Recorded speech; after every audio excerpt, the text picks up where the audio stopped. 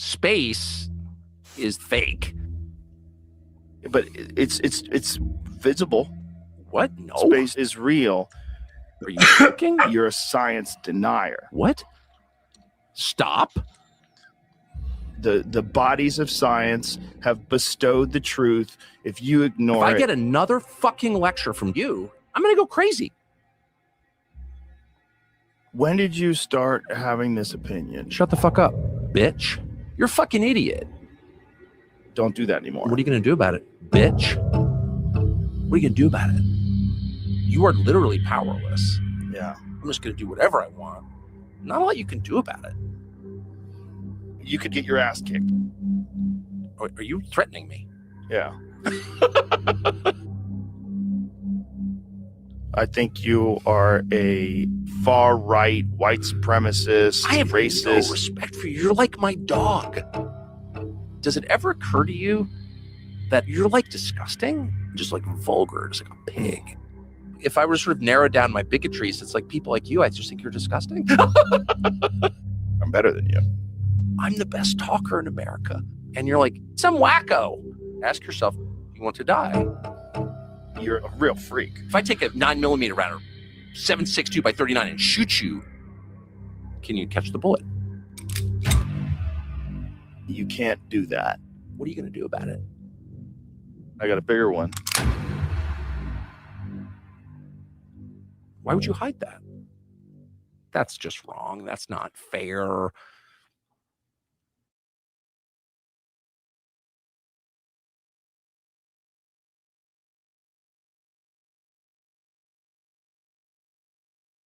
I don't think that's AI. I think that's just clever editing. That's what I think that was. I think that's what we just saw. I think we just saw some clever editing. Pretty well done. Pretty well done. I don't know how old that is, but pretty well done. Good evening, everybody. Welcome to the following program. I am your host, Joe Newman, aka Good Logic. I hope that your New Year's holiday celebrations, as everything is cracked up to be. I don't know. Maybe you made some resolutions. Maybe you didn't make some resolutions. Maybe you already broke some resolutions. I don't know. The whole resolution thing. If New Year, look, if it works for you, it works for you.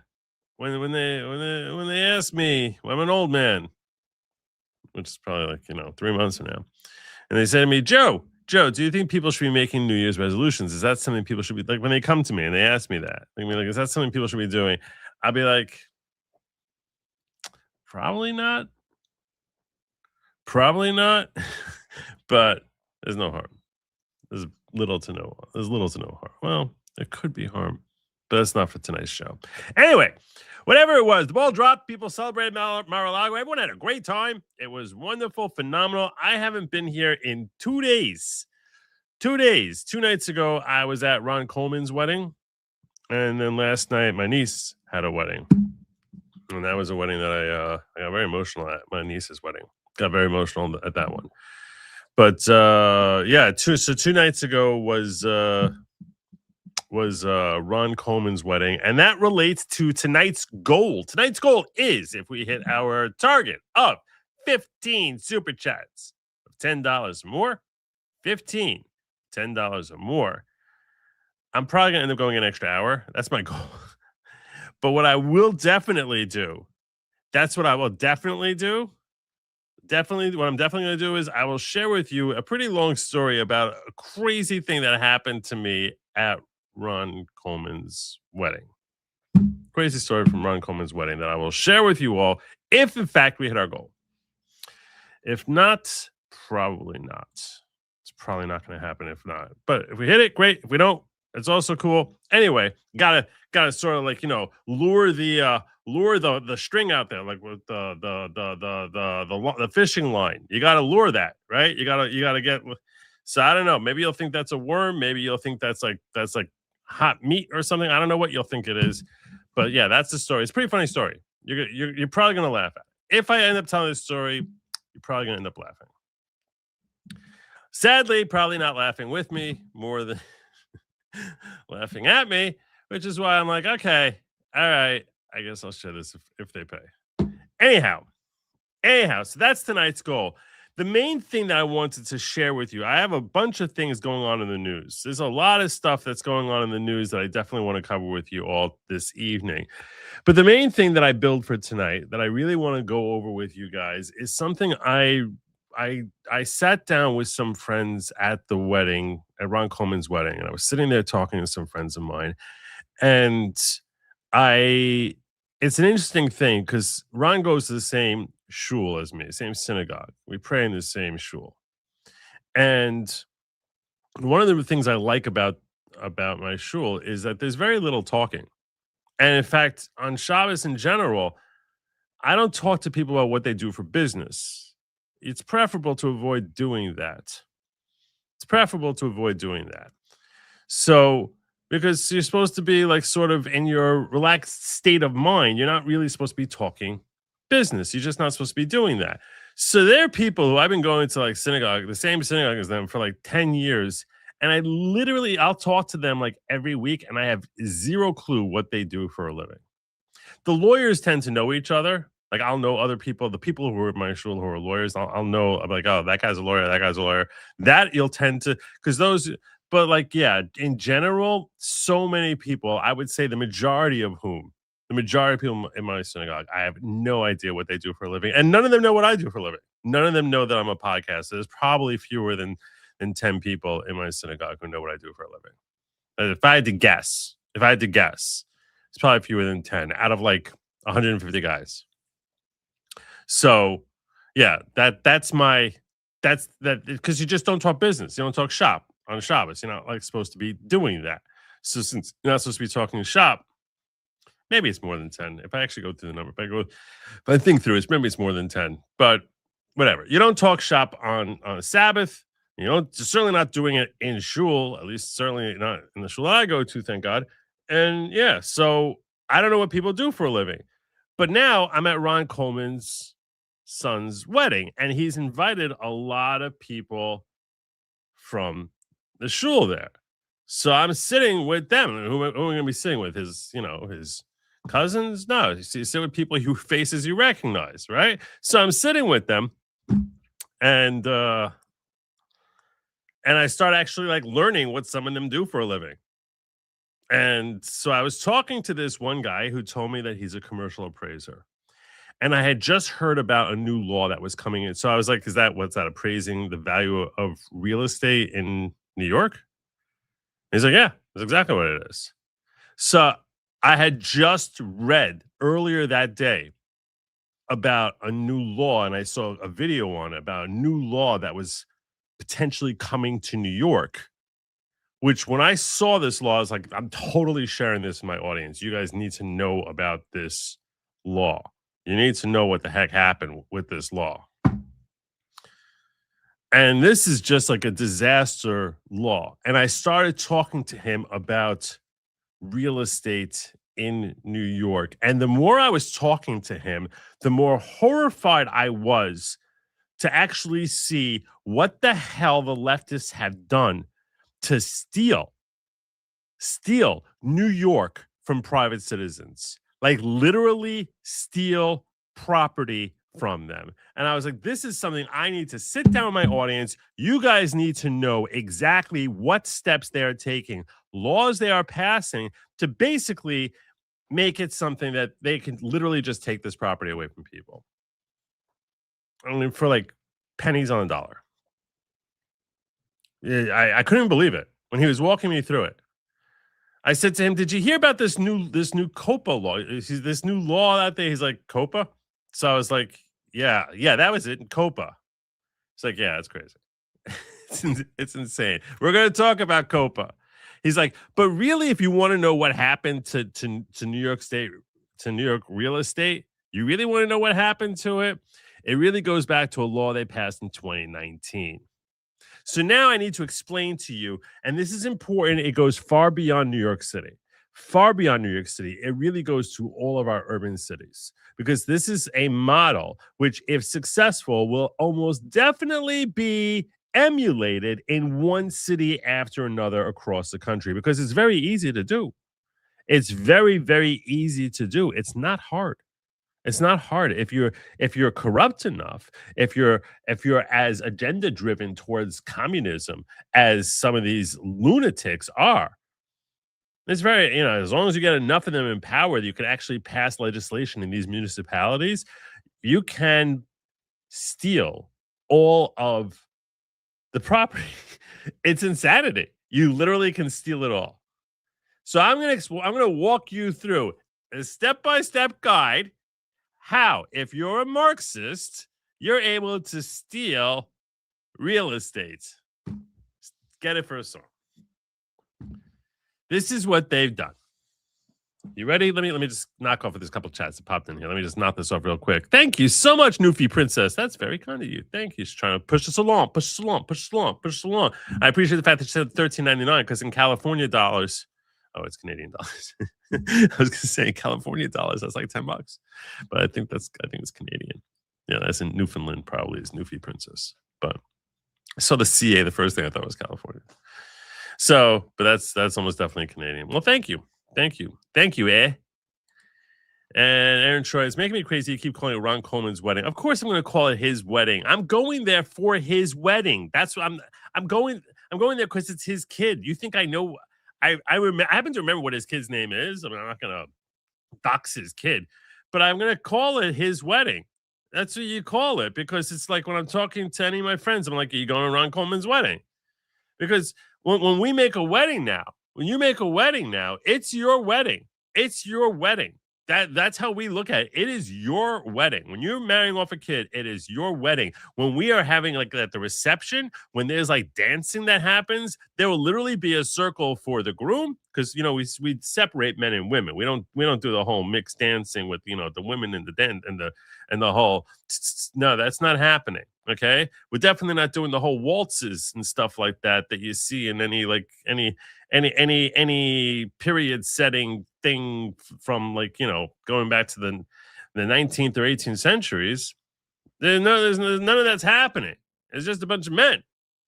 And when it's a bunch of men who are dancing, so you end up dancing like in circles, and you dance with like an individual person. So there'll be like a circle for the groom and a circle for the groom's, a different circle, the groom's father, and a different circle for the bride's father, because it's considered like it's their wedding. So yeah, it is. It was his wedding. Sorry, I'm not trying to bother you, but that's just how we look at it. Brian coming on in here with the $10 and then hitting me with 20. That's a nice welcome back. 20 new members of the following. We're going to just. That's a nice welcome.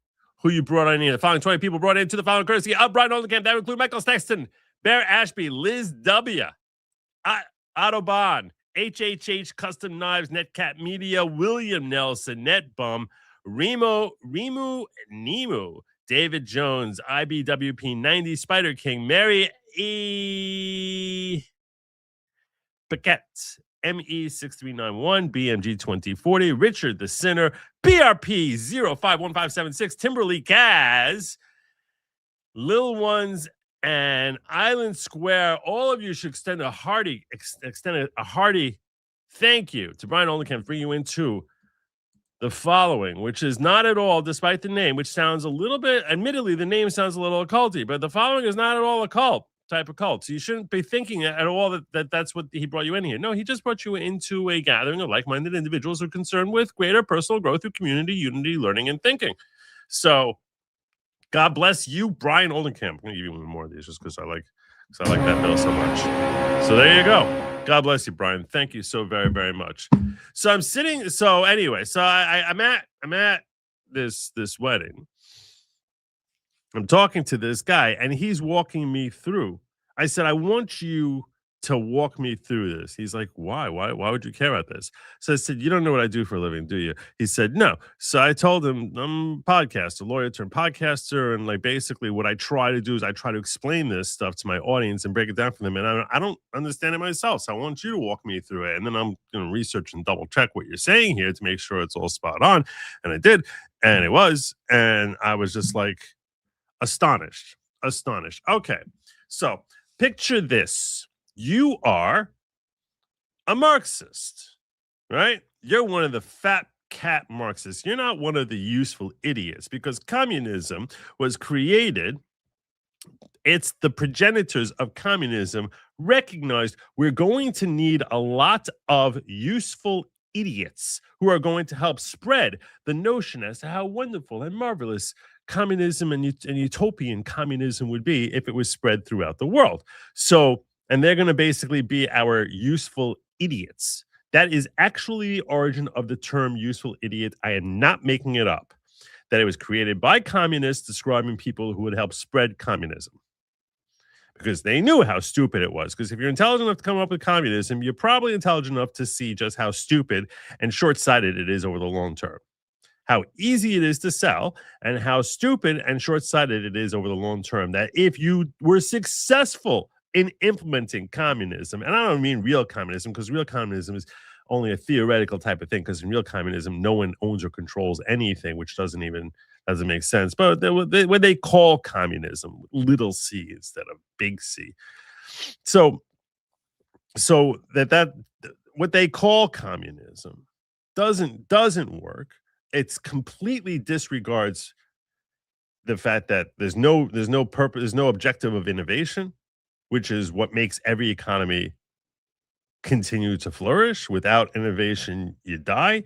Yeah, it basically guarantees that you're going to continually bog down in red tape and that everyone will be miserable. But even if you could successfully implement that, yes, we're going to get a chicken in every pot and every person living in a home, even you could find some way to implement it, that would be guaranteeing your constituents, your citizens, your comrades, a lifetime of misery, because no one is happy when things are gifted to them in a set amount. Ignoring human nature, how, hey, if you're going to promise me that I'm getting something, no matter what ends up happening here, I'm just not going to work. And ignoring how invariably that obviously is going to lead to there being a lot of fascistic type of activity where you're spying on people to see if they're turning against the state. And a lot of people will be turning against the state. So you don't want to have a revolution, people overthrowing you, so you have to spy on them. And the people are thinking along those lines because they hate you, because they're miserable in communism. This is just everything about it is a disaster.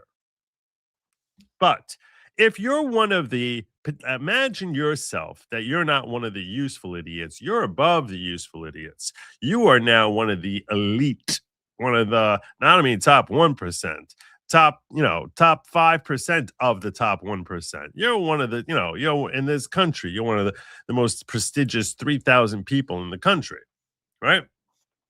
Most prestigious and influential 10,000 people in this country, based on wealth, influence, things of that nature. So now you look at it like, okay, we know the problem with communism is that people end up basically miserable, and then the fat cats at the top are going to get everything. You see yourself as one of the fat cats, and maybe you are. Well, if you're one of the fat cats, and you are trying to transition, you're not having a revolution, right? You don't have the whole Bolsheviks and everyone coming in there throwing over the bourgeois, but you're actually trying to implement it step by step in a country that has federalism, in a country that has laws, and now you want to co-opt those laws to push the country into a more communistic type of way. How would you accomplish that? What do you do? Well, one of the things that's in your way is wealth. People having their own wealth. The more people that have wealth, the harder it is for you to amass wealth. So you want to try and strip away that wealth. And one of the ways you can help strip away that most significantly is when it comes to real property. Because like my daddy always told me, the one great thing about real property is they're not inventing any more of it. So he actually never told me that, but I thought that would be something I would tell my kids one day. I'm not sure if I've actually ever said those words to them. Give me 1 minute. I should. Yeah. Well, anyway, it's a well-known adage that the best thing about real property is they're not inventing any more of it. So it's historically been a road to long-term wealth, and that's why that's one of the areas you're definitely going to want to control if you're trying to now implement a communist type of perspective in what was once a healthy federalist constitutionalist republic. How do you do that? I want to walk you through the simplest thing in the world to do. It starts with rent stabilization. What is rent stabilization? Well, in urban centers, you got a lot of impoverished people there who are renting instead of owning, which is unfortunately the state of probably the majority of Americans today. And they're basically renting their tenants renting from the landlord, and the landlord is basically, charging them rent. Well, in New York, they came up many, many decades ago with a concept of rent stabilization. And this is basically saying we're going to be protecting tenants from landlords who are going to continually jack up and jack up and jack up their rates. This is going on long before I was born. I mean, they want to talk about going back, like how far back this is. I mean, look at me, and it predates me.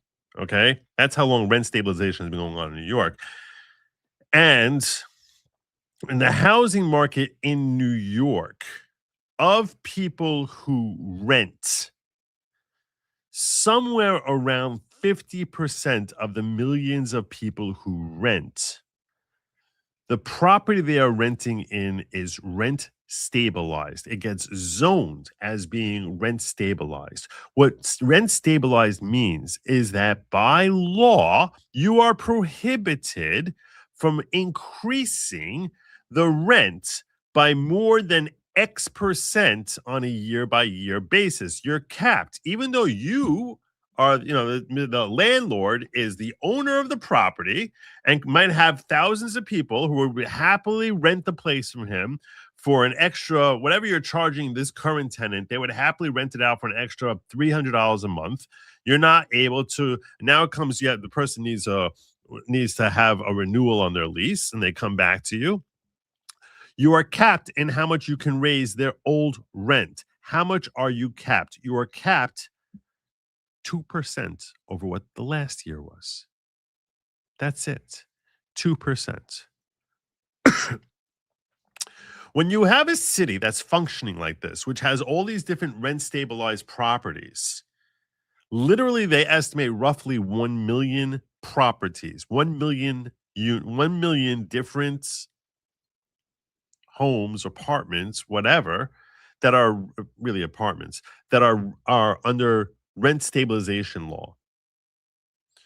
You will see in the same building that there will be one person who is paying, let's say, $800 a month, which is insanely low, and another person who's living one floor below them or above them, doesn't matter. It's not because of how high or low it is, but that the one person on a different floor with the exact same floor plan, exact same layout as they have, exact same square footage, and they'll be paying $2,400 a month. And you're like, well, how does that happen? Why is one of them paying? A person could be living above, someone have directly above them who's paying 24, someone directly below them who's paying 19, and he's paying 8.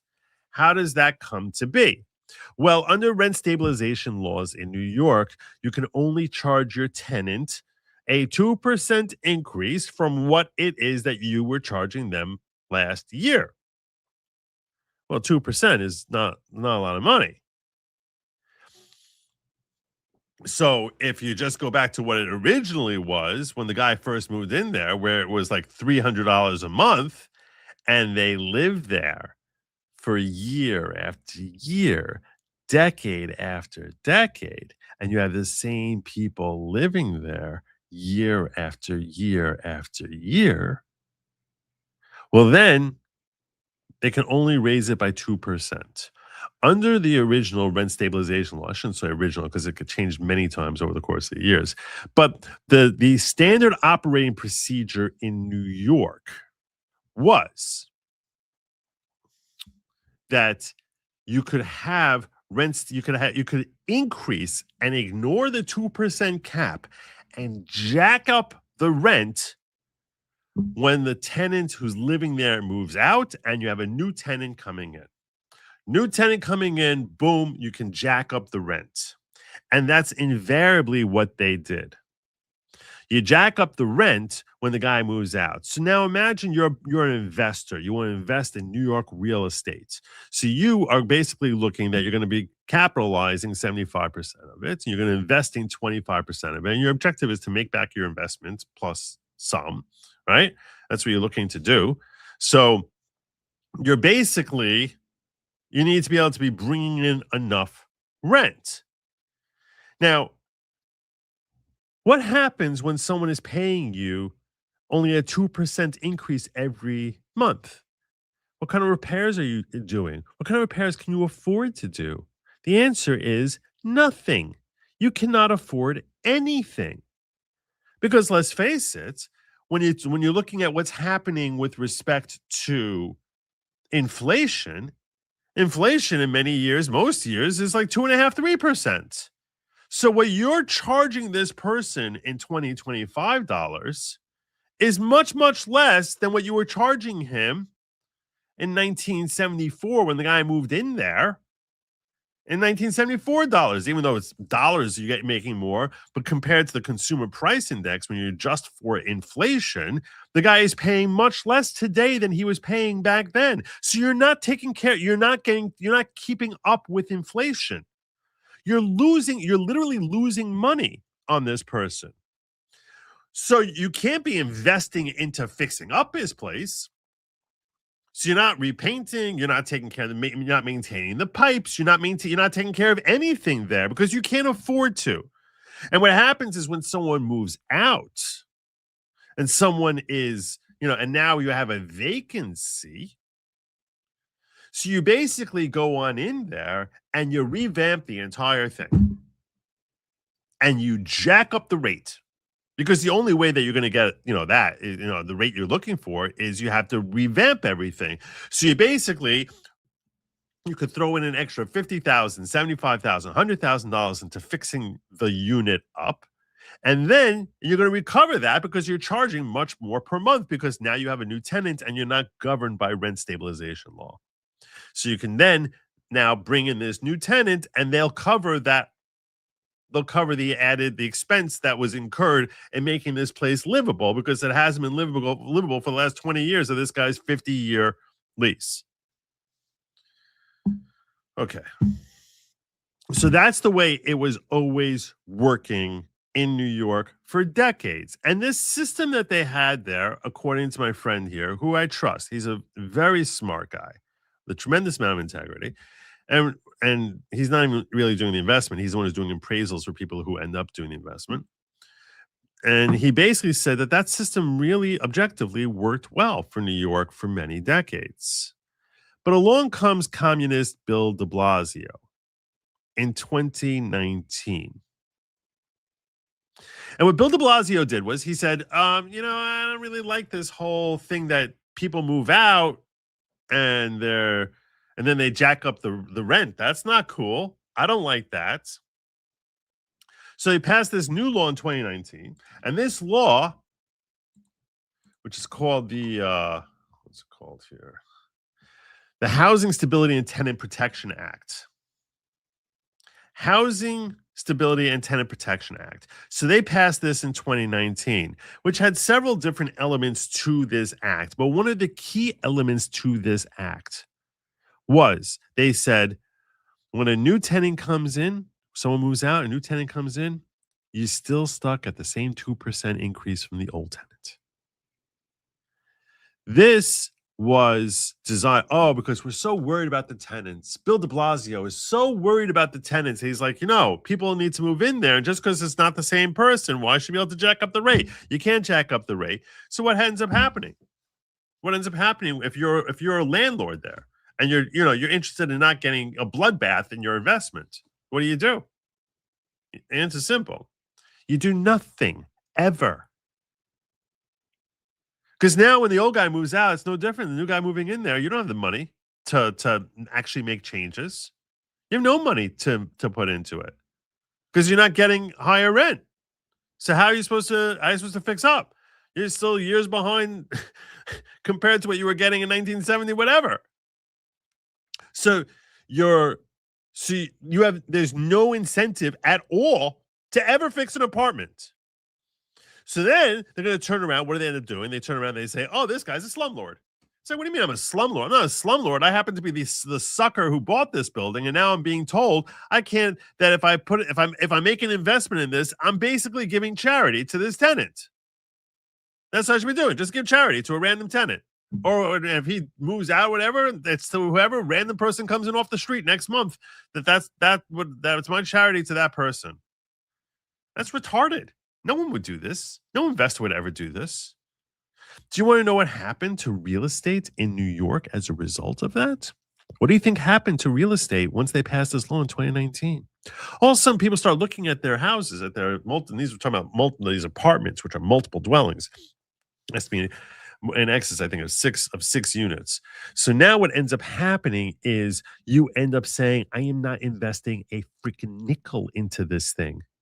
Because whatever I put in here, I have zero chance of ever recovering. Quite the contrary, I'm already taking a loss compared to what the money I'm getting from them. I'm getting less money than I was a year earlier based on what inflation is. So I'm already screwed. Why the hell would I even think for a second of fixing your stupid pipes? Why would I think about repainting? Why would I think about repairing the walls that the last guy before you was basically pounding against and destroying? Why would I fix anything? You have to be stupid. You're literally just taking your money and throwing it in the garbage because you're never going to recover it. It's impossible to recover it because New York law forbids you from recovering it. Makes it impossible for you to recover it. So what ends up happening to the value of your building? Value of building crashes. No one wants to buy your building anymore. Would you want to buy a building that's governed by that? Obviously not. No one would. No one would want to invest in that. You feel like you're a sucker that you already have that investment. No one wants to invest in any of these buildings now.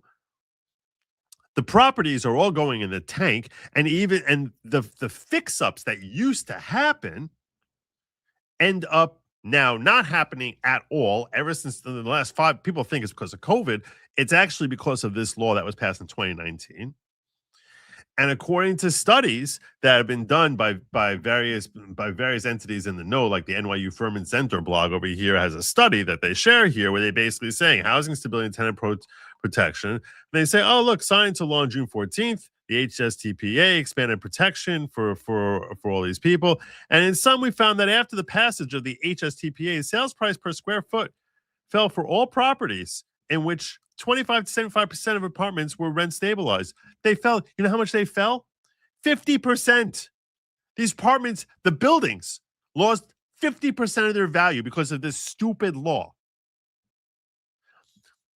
This guy's telling me, he goes, like, ever since 2019, I can't tell you how many units I walk into that are crap zones, that you cannot live there. They're not up to code, and there is no way in hell anyone is ever going to fix them. So now you have units that are in complete disrepair that no one is ever going to move into because whatever money you put into fixing it, the law says it's impossible for you to ever recover that money.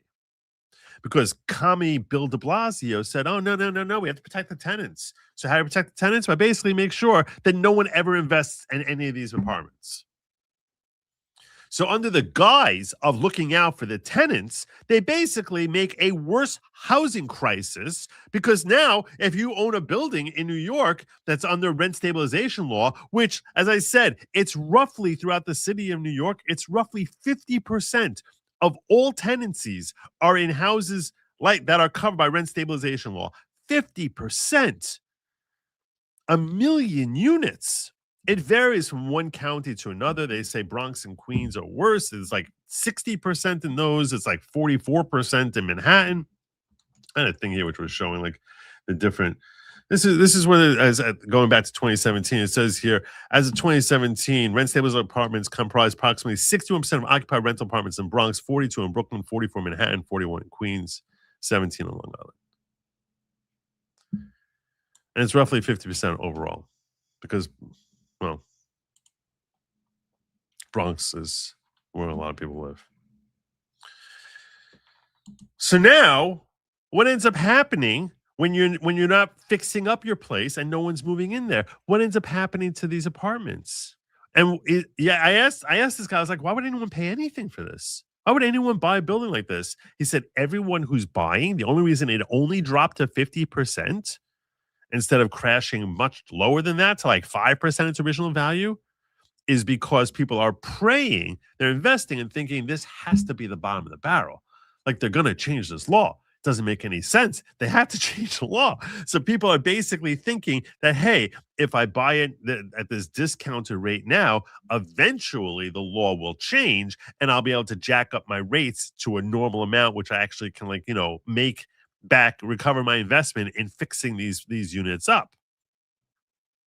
All of this is done with a communist perspective of let's look out for we're gonna because they sell it as we're looking out for the tenants. When they're passing something like this, all these Democrat politicians go out there like, oh, we care about protecting the tenants. That's why we said we're capping rent stabilization. 2% doesn't matter if someone moves out, it's 2%. That's how they sell it. That they're covering you, they're protecting you. But what ends up happening is all of these buildings eventually are going to go back to the bank. The bank's going to foreclose on it. Anything that's got a mortgage, it's like, why are you investing in this? There's nothing to invest in. Because you stop having tenants come to your building. No one wants to move in there. And basically, all of these units become, one by one, building after building, becomes qualified as being distressed. That they're distressed. Now, oh, well, no one wants to invest money in it. It's a property that's distressed. That's what you just saw. That this law, the HSTPA, is that what it was called? Yeah, the HSTPA. That law is really rent stabilization is step one. But step two is you take rent stabilization and you make it impossible to actually recover any investment you make in it. So now everything just basically goes in the crapper. Oh, because of one stupid law. I'm about to give you step two. Let me cover some chats first. Thomas Burton, member for 19 months. My guy Thomas, good to see you, brother. Locals chat. I don't have locals chat open. I thought I did. Do I? Oh, I did. Oh my God, Jay Schwabach, my guy. Joey. I tell all my friends you're my porn star. You make me feel things that no one else can. Plus, your OnlyFans site is amazing. Happy New Year. Thank you, brother. Thank you. Thank you very, very much. I'm very. You make me blush. What can I say?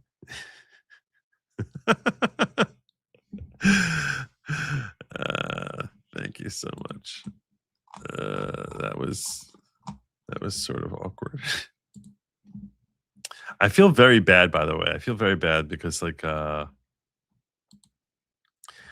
was thinking about on my last show here when I had Liz in here and she said something that I was like I went through a whole thing where I was like making clear, I was like, I know that Liz is not racist, and no one should take from what I'm saying that I think for a second that she is, because I know she ain't. But this statement here was like about the whole thing about Somali community and stuff like that. I was like, I see how someone reads that and they don't understand context and stuff like that. They can come across that way. And I started going through a whole thing about tribalism, and I was like, I felt very, very badly about it. That I was like, even though I prefaced by saying that, I was like, I think someone might. I was very, very bothered about the notion that I might have embarrassed her. I felt very badly about it. So if you guys see her, just let her know that whatever. I'm sorry. I definitely didn't. I wasn't trying. I specifically was trying to make sure that didn't happen.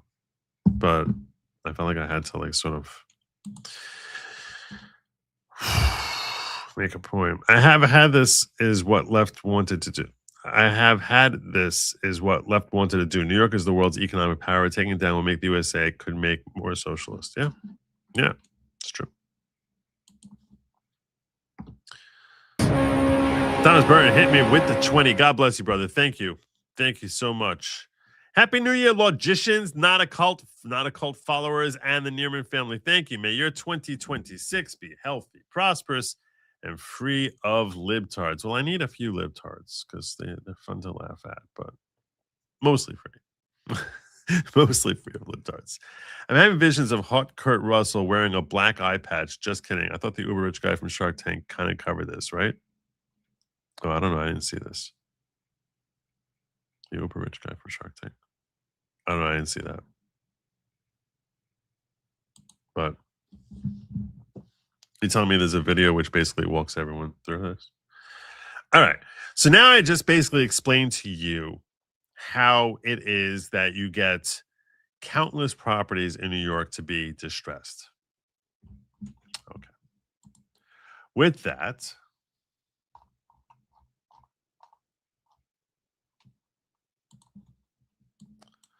let's get to what the New York City Council decided to pass near the end of 2025.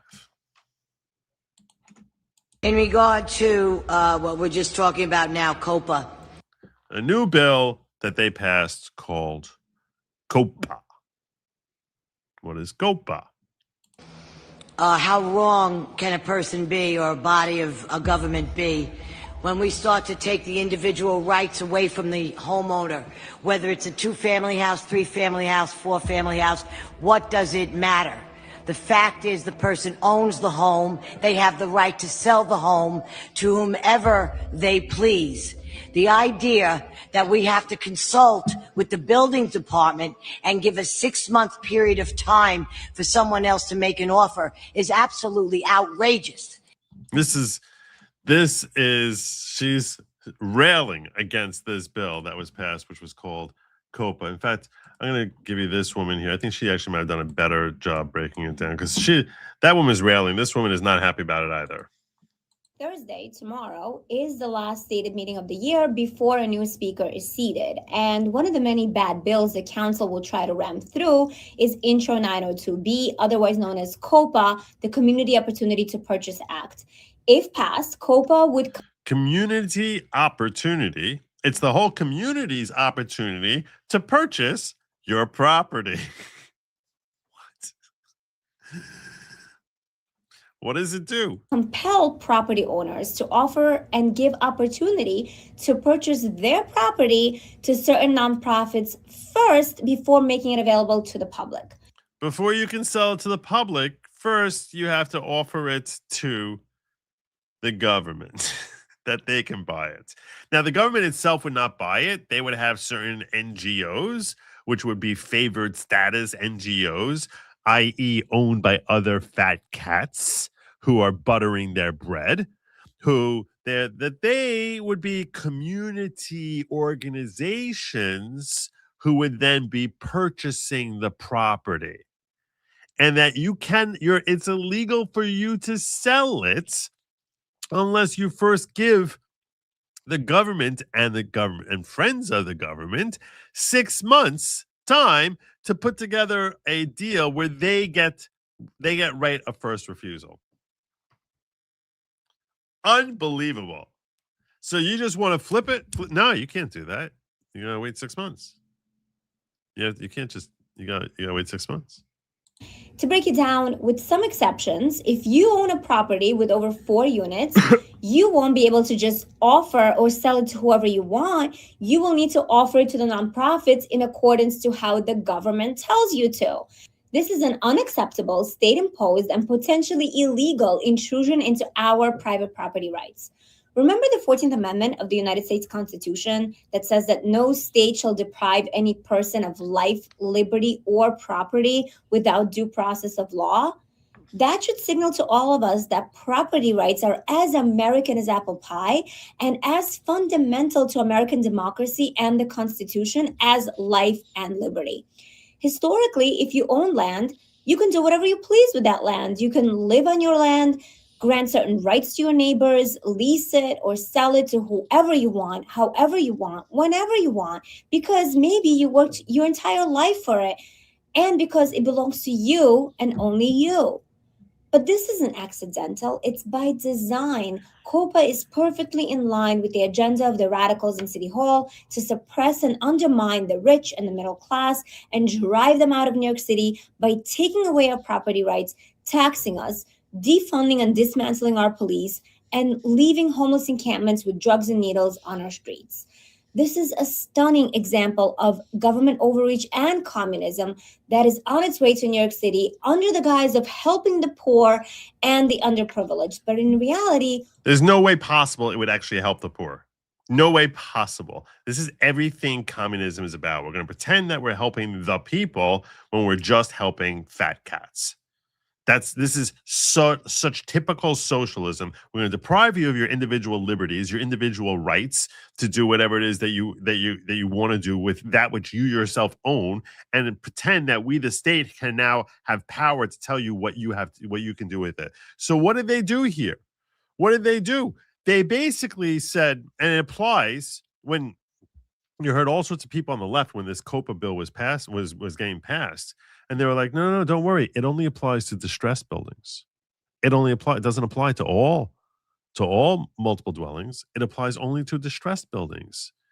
But they're doing this after New York passed a law virtually guaranteeing that eventually all of these properties, because every multiple dwelling will become distressed. Given a long enough time parameter, every one of them is going to become distressed.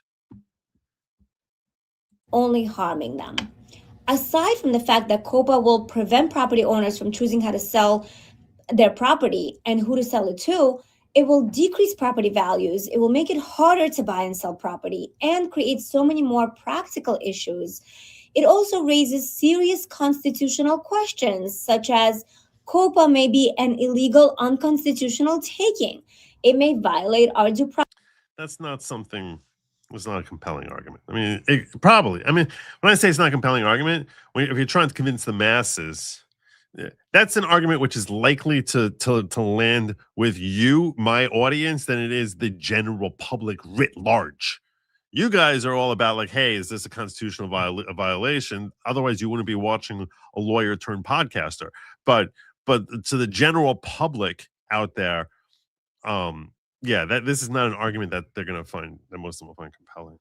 Process, restrict commercial speech, impose excessive fines, and much, much more. But it's not too late to stop it. Contact your council member today and tell them to pull their support and vote no on Intro 902B. Yeah, okay. So that was why she made that pitch. But like I said, there are more effective ways to make that pitch than what she did there. But let's go back here now to this councilwoman. What was her name? Vicky Palladino. Such a great Italian name and such a great Italian accent. This is such a New York accent. Everything about her is such a great New York accent. In regard to what we're just talking about now, COPA, how wrong can a person be or a body of a government be when we start to take the individual rights away from the homeowner, whether it's a 2-family house, 3-family. And she's so based. Family house, 4-family house, what does it matter? The fact is the person owns the home. They have the right to sell the home to whomever they please. The idea that we have to consult with the building department and give a 6-month period of time for someone else to make an offer is absolutely outrageous. And to say it's government overreach is 100% true.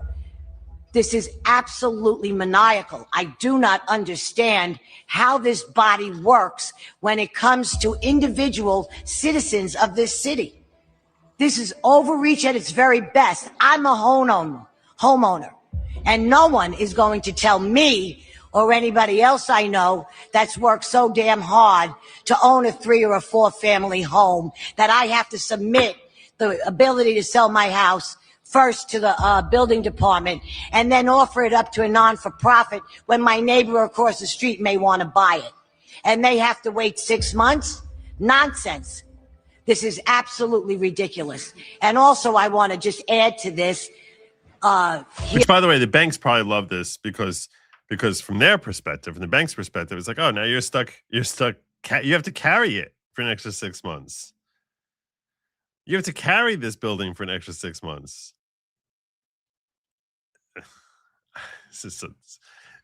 So all of that gets eaten away from what your equity was, because they're ultimately going to be eating in your equity, right? When they end up foreclosing on your property, they're just eating your equity. Disaster. Hearing today, this meeting today, that is absolutely ridiculous, and everybody in this room should be terribly embarrassed that we stripped our veterans' bills today from today's hearings. Why? When the men and women of this country deserve better treatment, and our city today that we passed in committee has failed to come through for our veterans. Stripped it totally off the record for today. Absolutely ridiculous. Thank you very much, and shameful. Shame on all of you. Man, Vicky Palladino. Yeah, so that's Vicky. She's great. Well, I got good news from all of you. I got good news for all of you, that this catastrophe, which is coming soon to a city near you, guaranteed. Guaranteed, it's totally coming soon to a city near you. For now, if you're in New York, for now, it has been averted. Because I told you that bill got passed. What I did not tell you was that at the 11th hour, Eric Adams, who had it sitting on his desk and was wondering, do I sign this? Do I not sign? Do I veto it? What should I do with it? I got 1 day left sitting in this chair here before Mamdani comes in here. So when he's sitting there trying to say, should I sign it? Should I not sign it? And I was talking with Ron about this, with my friend about this, not Ron, different friend, about this at Ron's wedding. And he's like, everyone's wondering whether he's going to veto it or not. But even if he doesn't veto it, he was saying that his understanding of New York law was that if a new legislative body comes in, which they do on the 1st, and that they have to like reformat and reapprove it. And he said that COPA passed by like 1 or 2 votes. And given the change in the constitution, in the body of the people who were newly elected councilmen and councilwomen, that it seemed unlikely that it was going to pass a second time. It seems unlikely that it's going to pass. But Eric Adams, at the very least, stood up and basically said, nope, I'm not giving you COPA. Keep your COPA. Thank God for that. Especially if you're living in New York and you're investing in New York property. You're very grateful to Eric Adams. You're still pretty ticked off at Bill de Blasio, but you're happy with that. Here is a statement from the New York City Council, who is really livid, really livid at Eric Adams for what he said. So they came out with their statement from New York City Council Speaker Adrian Adams on Mayor Adams' vetoes of legislation to increase affordability and opportunity for New Yorkers, improve public safety, and advance good government. I don't know what the hell good government is. In response to Mayor Adams vetoing 19 bills. Eric Adams, he's like, this guy doesn't just burn bridges. No. This guy basically has like nuclear bombs that he like basically has like he like plants them like some football and like some metal case, and it's just like basically puts it like right under a bill that comes in from the twisted New York City Council. And they all see the timer going down.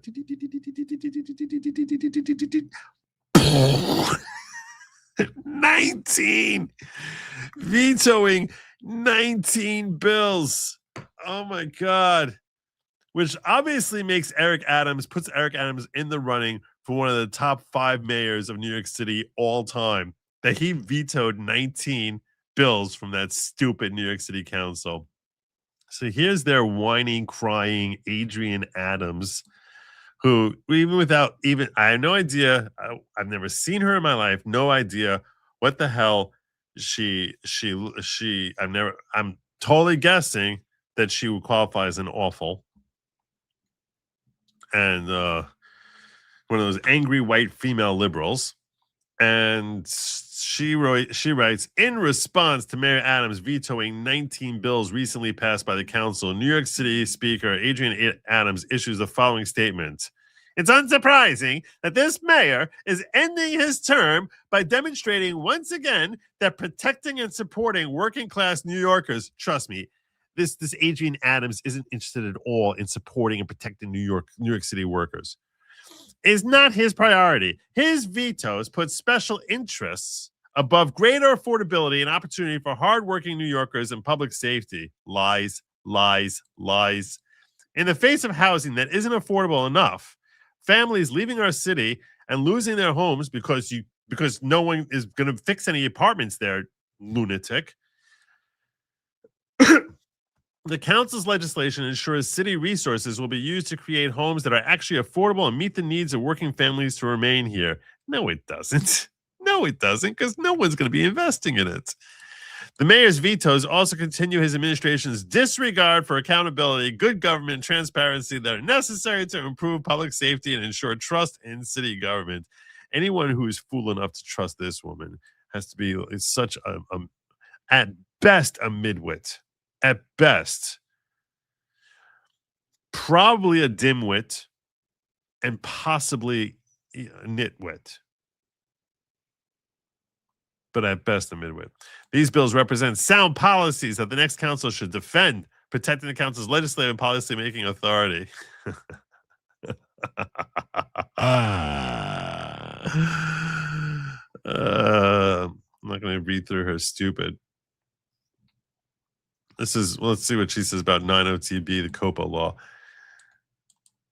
Sponsored by council members Sandy Nurse, we give qualified nonprofits or joint ventures between qualified nonprofits or other entities a first opportunity to submit an offer and purchase certain residential properties when an owner plans to sell the property before it's placed on the open market.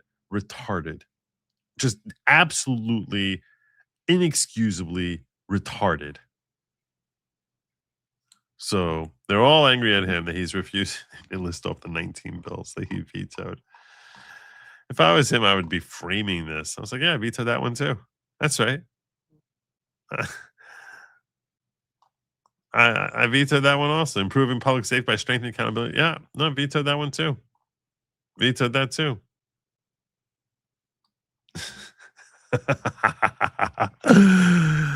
I gotta tell you something. Is he crooked? Probably. Is Eric Adams crooked? Probably. I don't know. Maybe he's not. Should he be in political office? Probably not. But that doesn't mean he wasn't one of the best mayors New York City ever had. A million times better. I mean, obviously the Mamdani. I mean, please, Mamdani's a lunatic. A million times better than de Blasio. A million times better than him, and much better than Bloomberg. Everyone loved Bloomberg. Oh my God, this guy was. I mean, it's so expensive to live in New York. Giuliani was better. Eric Adams, in my lifetime, I was too young to appreciate. Dinkins was a disaster. Utter disaster. He practically started race riots himself. David Dinkins. And Ed Koch, I don't remember him. People liked him, but I was too young to really know what he was doing. So I'm Ed Koch. Yeah, so yeah, I didn't really know Ed Koch. So out of the mayors that I was able to see, he's probably number 2 behind Giuliani. Giuliani was great. He was really great. So Anyhow, so God bless him on that. I'm gonna go from here to just sharing with you some updates about that I wanted to share with you about Mamdani, so I can close out the whole New York section here. The whole New York section here, and just let you see how how deep down the toilet New York is now. Today, day one. The statement basically is to like, this is how disastrous New York. This is the peril that New York is in. We're going to hear about that in just a moment. I'd argue that COPA violates takings clause. Yeah, you can make that argument. It may or may not win, because if you're getting compensated, a city has a right to. The reason I think my gut says that would lose. My gut says that would lose, and the reason my gut says that would lose is because if a city has a right and power to condemn property, and when they condemn property, it's not always because the property is a piece of garbage. When you hear property is condemned, you tend to think of something that's run down. At least I always did when I was growing up. I always thought being condemned means the property is run down. It does not have to be like that. It can be something that's flourishing and beautiful and be condemned. Condemned simply means that the city or the state, what it could be the federal government, wants to take your property because they feel they have a need for that particular spot of land. So they're obligated by law to pay you a fair rate, so that they're not, because of the takings clause, and I'll just take your property from you. So they're obligated to properly compensate you, but they're not obligated to let you sell it to whoever they want. So why is it that if they could condemn your property, why can they not do this also? For example, they want to build a highway, right? And the highway they're planning on building is going to go straight through your living room.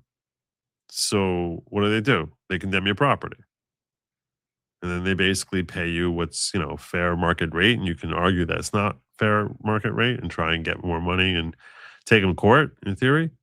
But that's what ends up happening. If they decide we need to build a base here for our military, they condemn your property. That's what they do. So you could have just built up the fanciest house on earth, and they could say, well, it's condemned now. So that's the power of the state. There's a notion that it does come from really an ancient notion that the sovereignty owns all property ultimately, and that the power for us to purchase and own our own property ultimately comes at their blessing. I'm saying in principle. I'm not saying by law, not by statute. By statute, you have that basic fundamental right, and the Constitution says that. But the principle, the foundational principle which allows for condemnation of property, is basically that comes from ancient times perspectives, which literally go back to ancient times, that the entire terrain belongs to the king. Jacob Gestetner, a new member. Welcome aboard. I think it's appropriate to give you the chauffeur blast. Possibly the end result is that the value of these homes will be zero. No one wants to buy, so the government can take them over. That's exactly what I'm going at. That's what I'm getting at. They make your property worth much, much, much less money and then force you to sell it to them. So you basically end up going bankrupt. The property that you bought there ends up becoming worthless. Your investment goes down the toilet. And that property, which might have been a piece of real estate which was worth $10 million, is now worth $400,000. And they can just take your $10 million property, make it, devalue it down to $400,000, and then just take it for themselves and give $400,000. And then whenever they want, they could just take those laws off, and it goes back up to being worth, it will climb back up to being $10 million. That's how there's literally stealing property. Although I don't think it's really because for the investment element to it. I think it's more as far as they just want to own everything. It's a fulfillment of the promise that you'll own nothing and you'll be happy.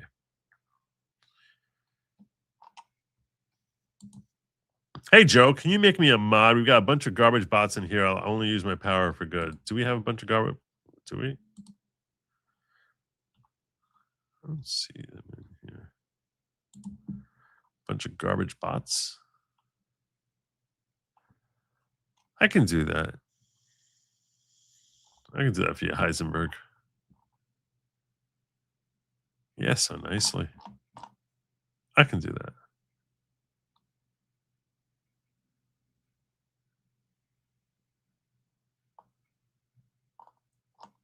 Here's the thing.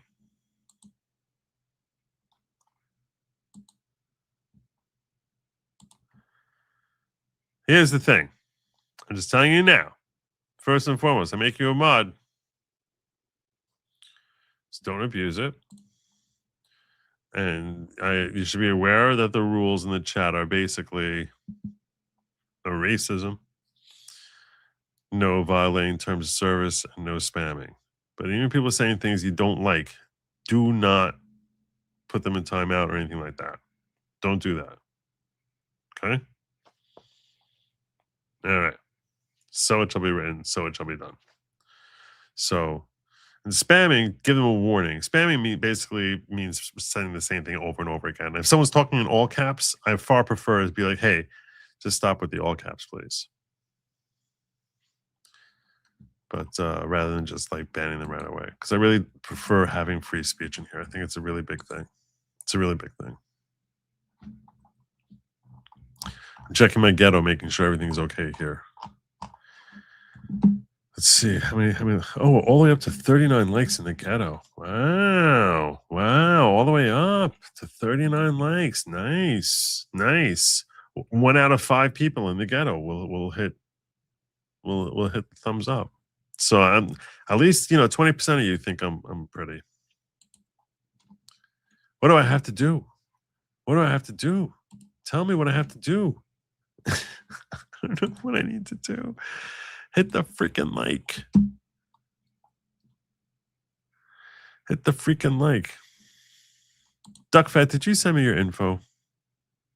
Did you send it to me? I haven't looked in that chat in a long time. I feel very bad because Duckfat won, but the system shows like he lost. So I feel bad about that. I'm going to see if I can fix that too for you. Let's see if he says anything.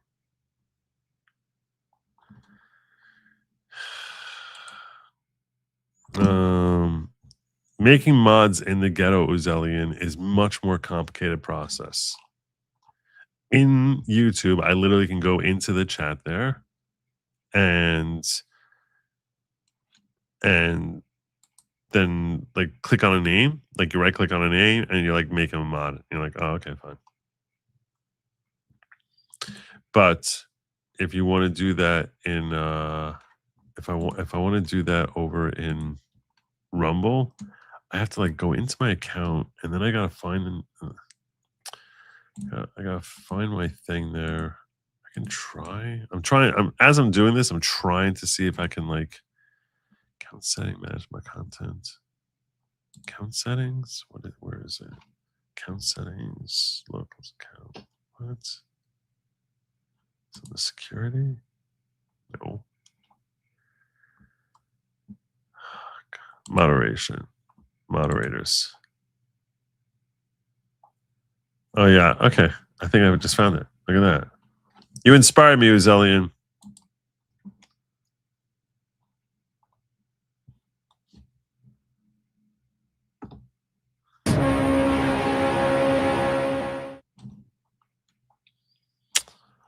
See, we got it.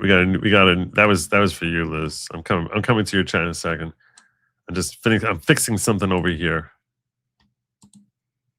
I'm fixing something where I'm trying to get Uzelian in here as a mod.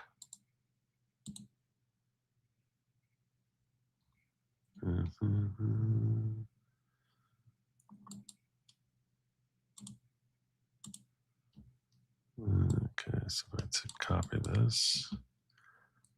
And now I come here and add more. Did that work?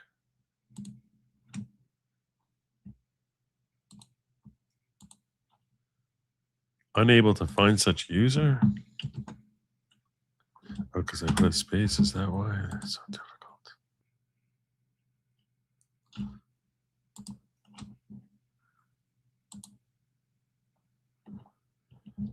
Okay, I just tried adding you in here and that didn't work.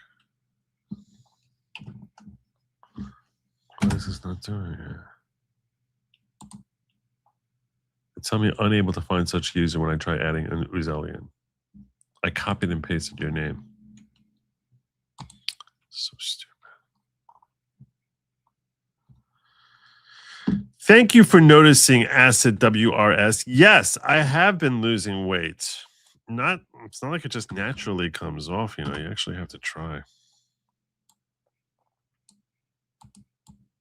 Anyway, yeah, I have lost I'd put weight back on after over the holidays, but I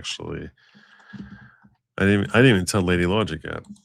But I got back down under 200 again. Yay. So I don't know why they're saying they can't find you, Azelian. I'm on the Monterey page.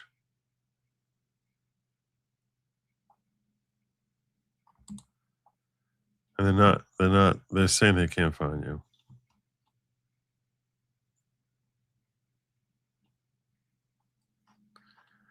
Let me see if I can add duck fat.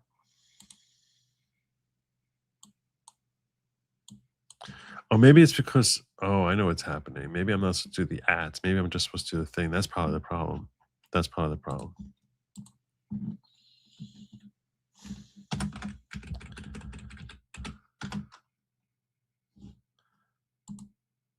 There you go. Look at that. There you go. Look at that. You're now a mod. Okay, so you're not a mod, Doc Fat. I gave it to Azelian. There you go. There you go. Making mods there is tough. It's tough. All right.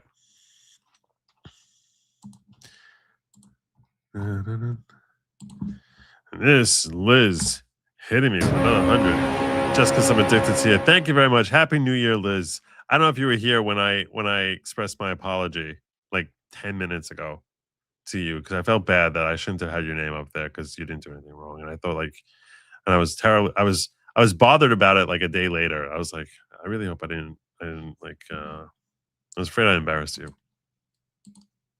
Not that that was never my objective, but I was afraid that I had. So anyway, I'm just moving on from that because everything I'm saying just feels like it's like I'm tracking mud all over the floor, even worse. Remember? So anyway, but yeah, if you were offended, I'm truly sorry. I never meant any offense. Remember, mods, tracksuits are required. That's not true. That's definitely a lie that Joe's trying to trick you. That's definitely what's happening there. Anyway, where were we? Oh, but this guy, Master Debater here, he told me that when I get like a chat, I'm supposed to be like, oh my God, you're awesome. You are amazing. And then I don't do that enough. So I am going to do that. You're awesome. My God, you are a fabulous person. And this was a pretty amusing thing to say too. So God bless you. Thank you so much. I'm in training to become a grade A podcaster. I feel like it's time. It's time I start working on my game. And Master Debater here was basically saying your game is so weak, Joe. It's so bad. It's kind of like no one will believe you've been doing this for like 5 years. So yeah. I got a whole bunch of stories. Now we covered the featured topic, but I actually want to talk to you about Mamdani and him coming in. And that was the first thing. Once we were on New York, I definitely want to cover that. This is Mamdani. In case you're unaware of it, Zohran Mamdani, who did get sworn on a Quran. And I am curious what your thoughts on that. My personal thoughts are, I don't care. I don't care that he was sworn in a Quran. I don't think there's anything wrong with that at all. I have no problem with that. In a sense, if the guy doesn't have any respect for a Bible, right? If he doesn't have any respect for a Bible, and you want him to be taking his oath seriously, it's my perspective is it's better for him to be swearing on a Quran. It's more effective, right? If you think if he has zero respect for a Bible, why would you want him swearing on a Bible? Because his oath would be relatively meaningless compared to if he swears on something that he holds dear and valuable. It's like if I asked you, swear on the life of Zohar Mamdani, you'd be like, oh, okay, I'll do that. Okay, all right. No, really, I'm not lying. I swear on the life of Mamdani. Like, you'd be like, all right, you do that, right? So if he doesn't have respect for a New Testament, why would you want him swearing on it? But if he has respect for a Quran, I'd be like, okay, let him swear on that. That's probably a better thing. Swear on the life of Letitia James.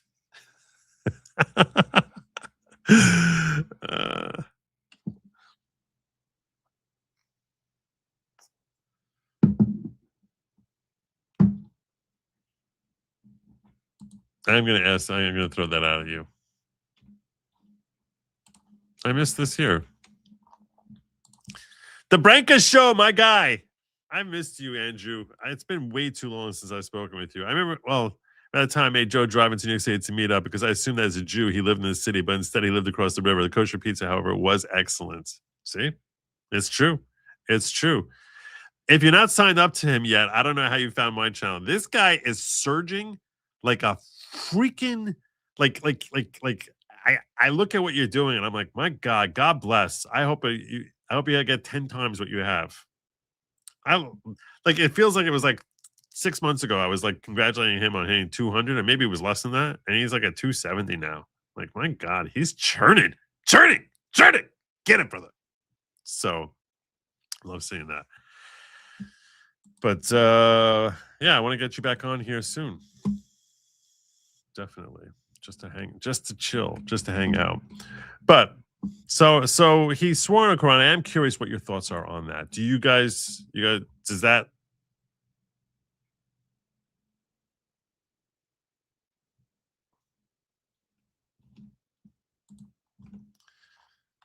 No, Joe, you should interact with the text of the chat. Oh, the text of the chat. Oh, talk about it.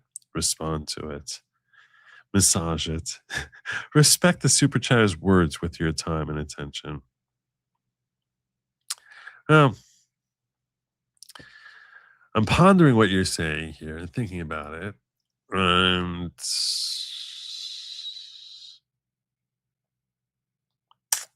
I respectfully think I do that. I think I do that. I try to do that. See, now I'm torn about what poll I want to do. Now I'm torn about a poll.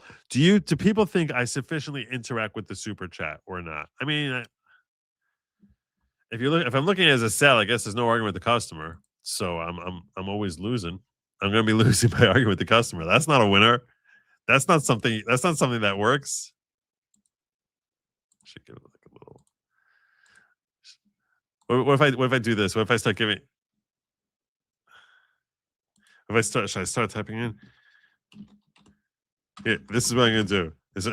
This will make Joe happy. Great super chat, Branca. Go you.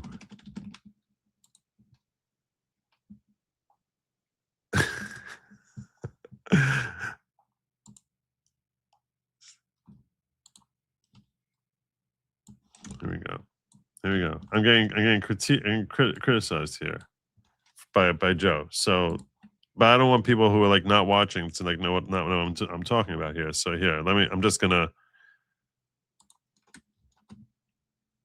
gonna interact with my chat because I'm not interacting enough.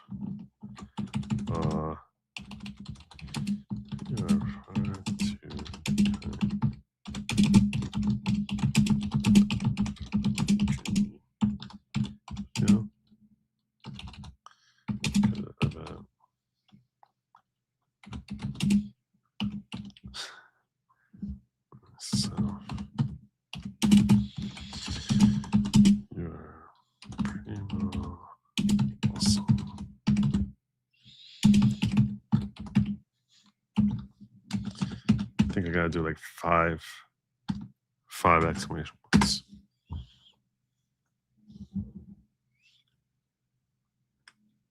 All right, there we go.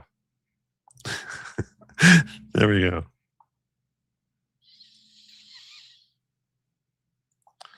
And then what else? Did I miss one? Did I miss one? I'll give a little heart here. Reply. Time to reply. Super chat has expired. Oh no! Dang it. Well, that means it's gone forever. That means it's gone forever. All right. No one wants to hear my words. Everyone wants to hear Mamdani's words anyway. So. The Iranian regime is falling. Persians, oh my God, they're falling. Persians finally taking the country back. Pray for their safety and success. It would be awesome. I don't know how you found out about this, Kimberly, because the media is doing everything they can to bury it. But yes, Islamic Republic is falling.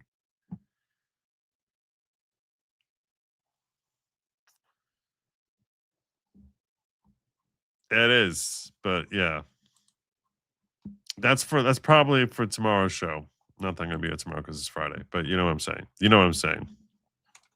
Speaking of the Islamic Republic, here's Mamdani today at his inaugural speech. And if for too long these communities have existed as distinct from one another, we will draw this city closer together. That's what he's going to do. He's going to draw the city closer together. I guarantee you, as bad as racial divisions are now, as bad as they are, and trust me, they're really bad now. I guarantee you that 4 years from now, it will be infinitely worse in New York City. We will replace the frigidity of rugged individualism with the warmth of collectivism.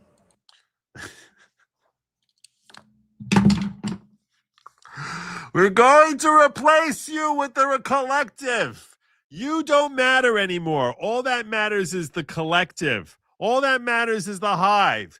You as an individual, go to hell. We are replacing that, the frigidity of rugged individualism, with screw you collectivism.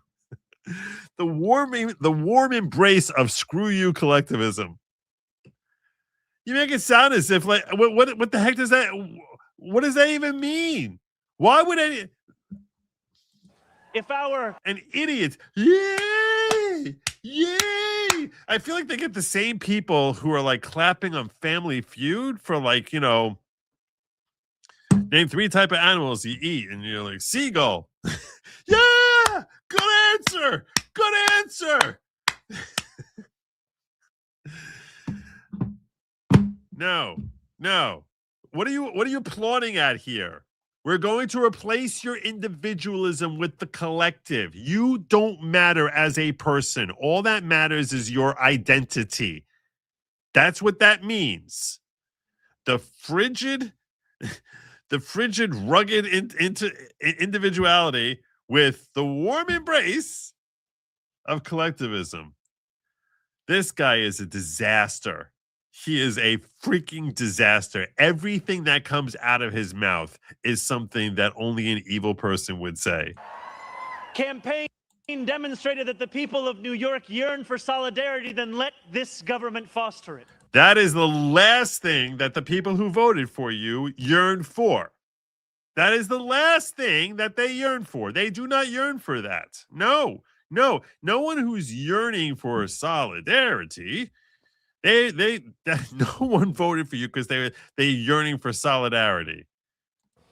Because no matter what you eat, how you pray, or where you come from, the words that most define us are the two we all share: New Yorkers.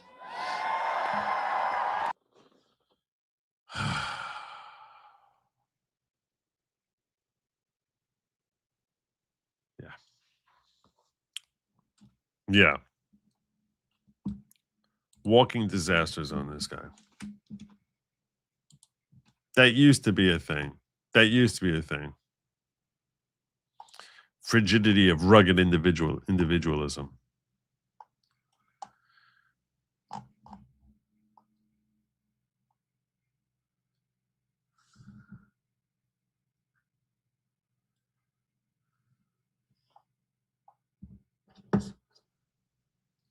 This is what this guy has promised.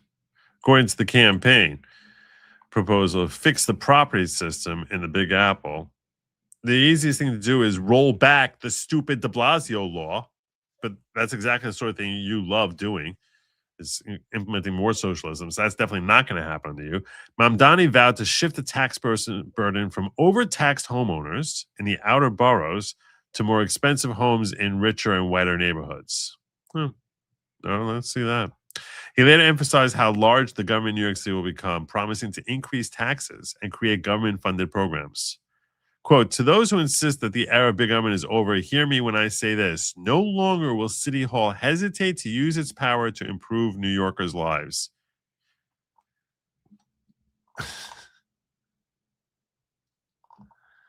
He later focused on campaign promises, including making childcare free public transportation, and freezing the rent in housing. Freezing the rent in housing.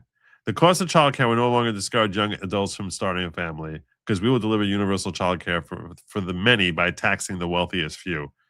Somehow, the wealthiest few, if we tax them, that covers everything. That's just going to cover everything. That's what communists love promising you. Those in rent-stabilized homes will no longer dread the latest rent hike of 2% because we will freeze the rent. So forget the 2%. We're going to freeze it all together. You're going to put up that housing for free. Oh, okay. Getting on a bus without worrying about a fare hike or whether you will be able to get to your destination on time will no longer be deemed a small miracle because we will make those buses fast and free. Oh, they're going to be faster now and free. Oh, that's literally would just promise you anything. He will. He's gonna make moldy bread taste like ice cream. These idiots. Yay! Moldy bread. So stupid. It's so stupid. I was elected as a Democrat socialist, and I'll govern as a Democrat socialist. DSA. I was elected as a democratic socialist, and I will govern as a democratic socialist.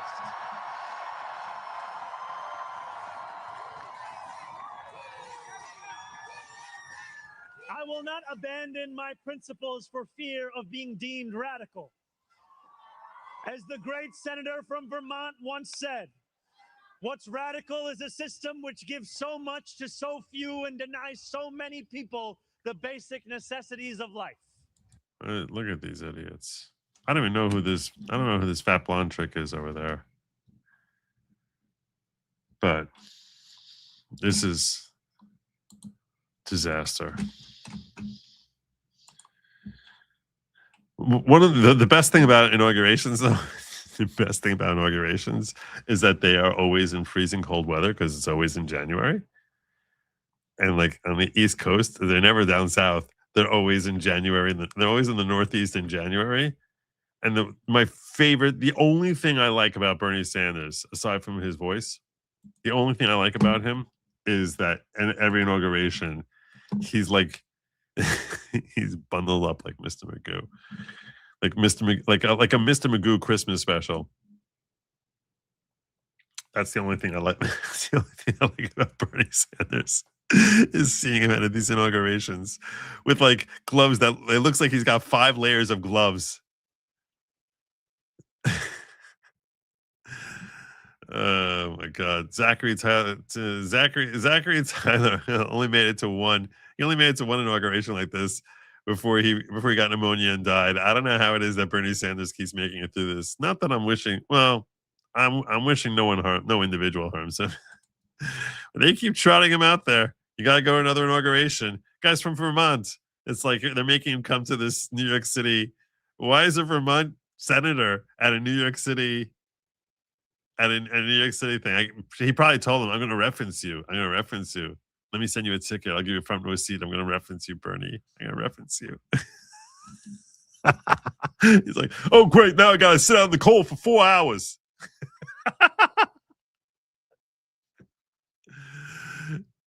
Yeah, I'd be so happy to come. We're so thrilled with your win, with your win, Zoran. Big win for socialism.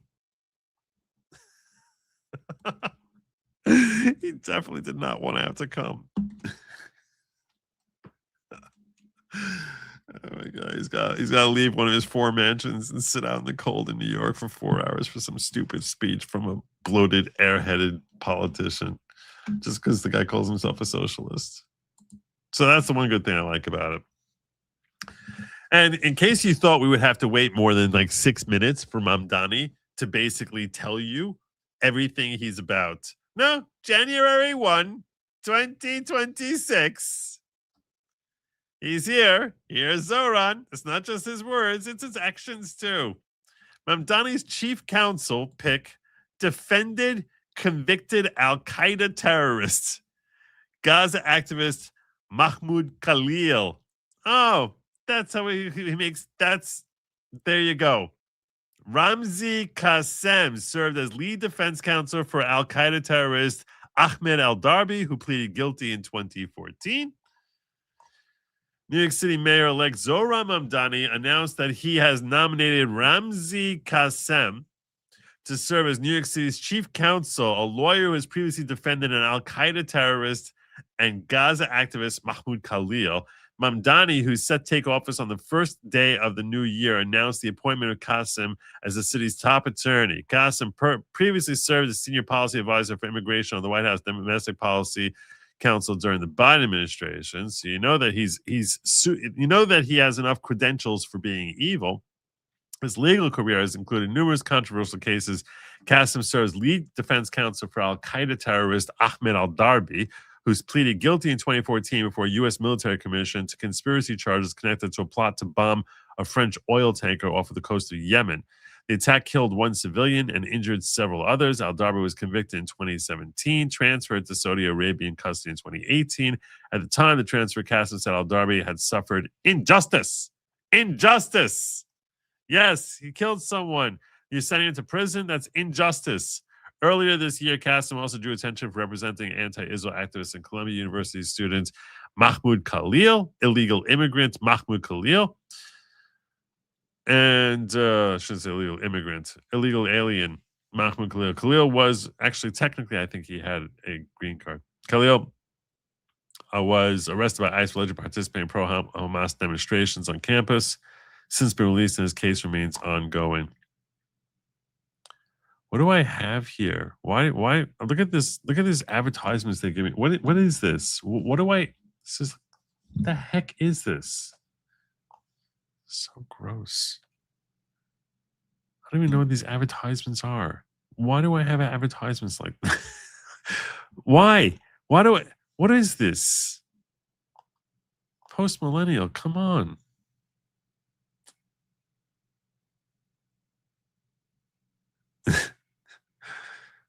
Announcing the appointment, Mamdani praised Qassem's background and legal experience, saying he'll turn for him remarkable experience and commitment to defending those too often abandoned by our legal system, all the murderers.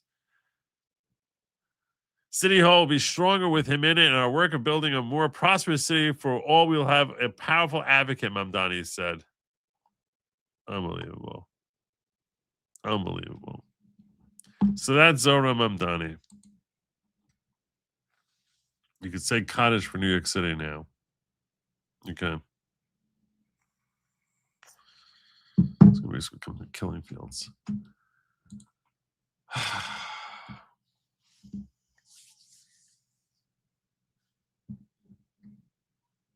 I'm going to tell you this. We did not meet our goal tonight. I don't think we're going to. It doesn't look like the numbers are there. But between Liz and Brian, I'm feeling generous tonight. Feeling generous. They were generous with me. They were generous with you. Where's my thing? It's good karma. We got 10 out of 15. We might even make it without it. You might not even need my generosity. You may not even need it. You may not even need it, but I'll tell you right now, I'm feeling like I'm going to be generous to you guys. And I'm going to end up giving you that story. All right. So next up, let's just move away from New York City. We spent enough time in New York City. I'm kind of angry at New York City because I had to go into New York yesterday, and I can't even tell you. You know what the tolls were to go into New York City? What they wanted to charge me for tolls to come into New York City? $41. I'm like, I live 10 miles in New York City, just driving into New York City. $41. Insane. There was one bridge which was $30. It's like, what? It's a $30 bridge? What does that even mean? What does that even mean? I put on Waze, and Waze is telling me it's $41. I'm like, are you serious? It's insanity. Oh my God. All right.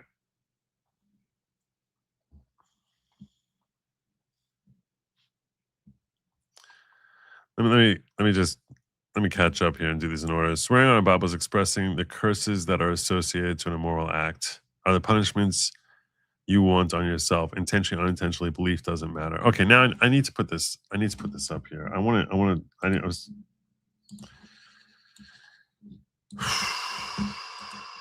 Okay.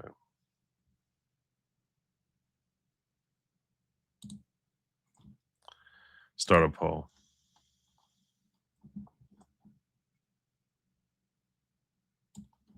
Start a poll.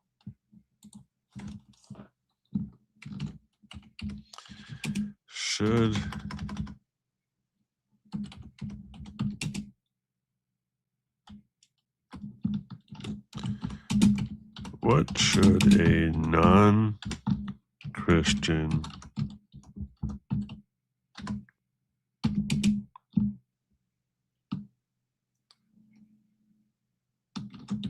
swear on? I'll give you options. Say New Testament,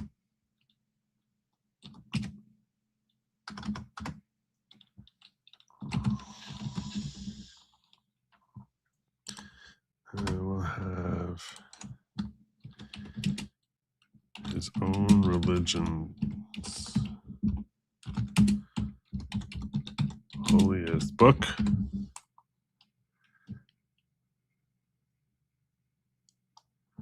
And I'll have here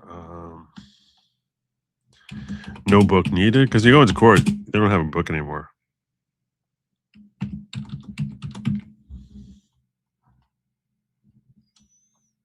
I guess that's it.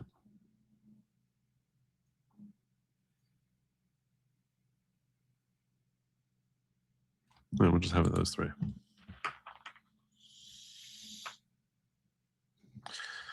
Yeah, everyone keeps telling me I need a soft touch keyboard.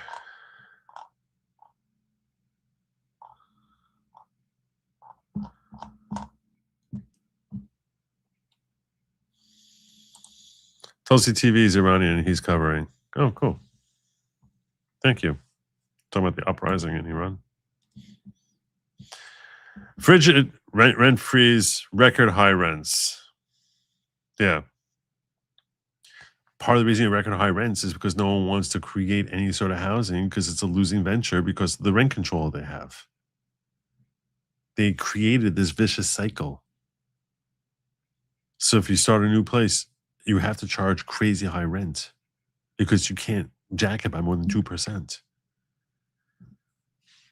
It's like it's the worst investment. They basically made investing in housing in New York suicidal. Like, you have to be stupid. They're clapping praise and undermines a bunch of idiots. Yep, that's what they're doing. New York City cultural adopt to service us. Resistance is futile. Brian Oldenkamp hitting me with another 20. God bless you, Brian Oldenkamp. The following people brought into the following courtesy of Brian Oldenkamp. That would include. Where are you? Where are you? Who'd you bring on in here? Who'd you bring on in here? Please, when you hear your name, make sure that you express your gratitude to Brian Oldenkamp for bringing you on into the following, which is really a collection of like-minded individuals who only care about greater personal growth through community, unity, learning, and thinking. I am not at all people get this wrong. Don't get it twisted. I am not at all the leader of the following. I am just the host. The following is not all a type of cult. So it wouldn't even be an embarrassing thing, even if in a theoretical world that if someone would mistakenly think that I am the host, that I am, the leader of the following.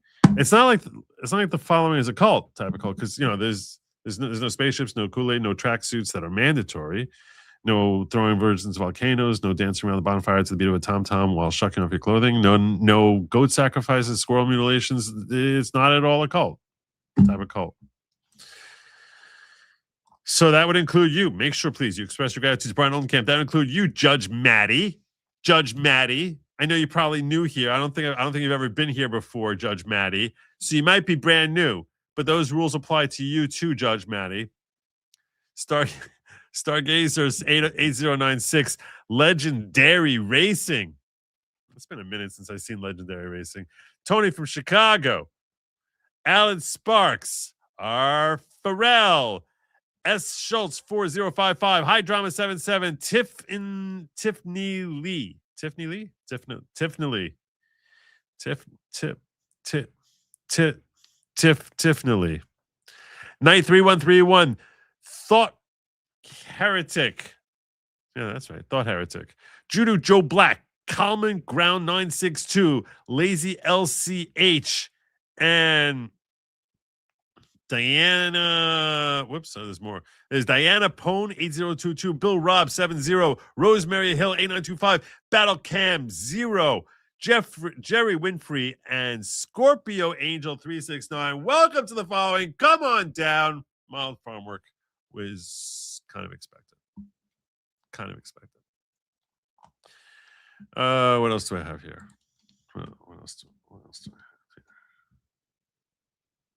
I have here? Oh, very, very important. Here we go. Thank you so much. I say there.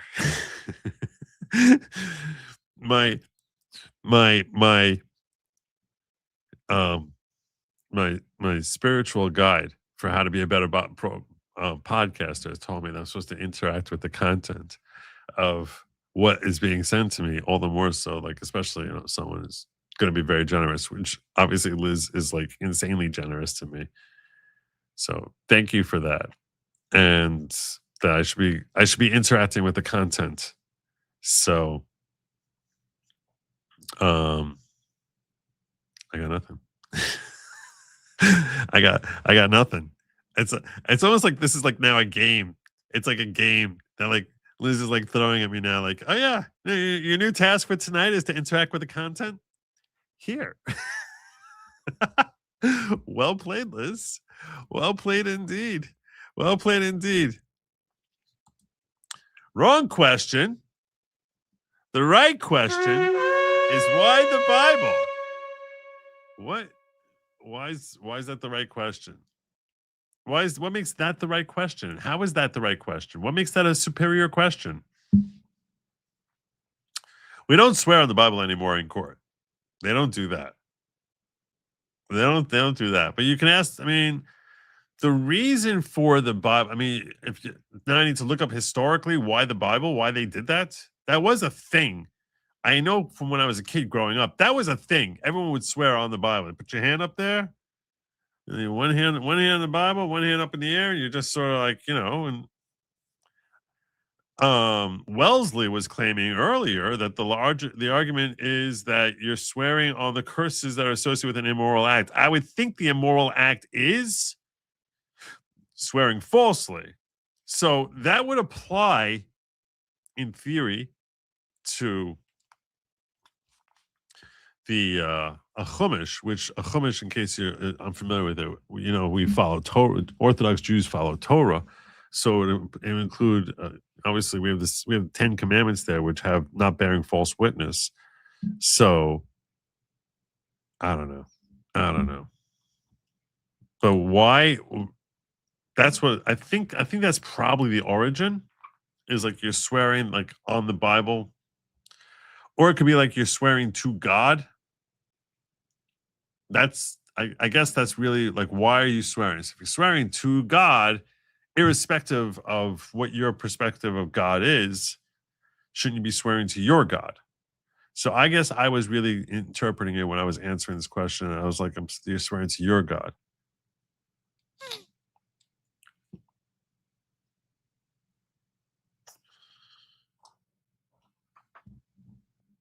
I don't know. I'm curious where that poll is at right now. Right now, most of y'all are saying New Testament. It's very close. It's a very, very close vote. It's one of the close. This is one of the closest ones we've ever had. So get on in there and vote. Heisenberg 2A, new member. Welcome. Welcome. I don't know. That might be an increase in the membership. I don't know how that works, but what is with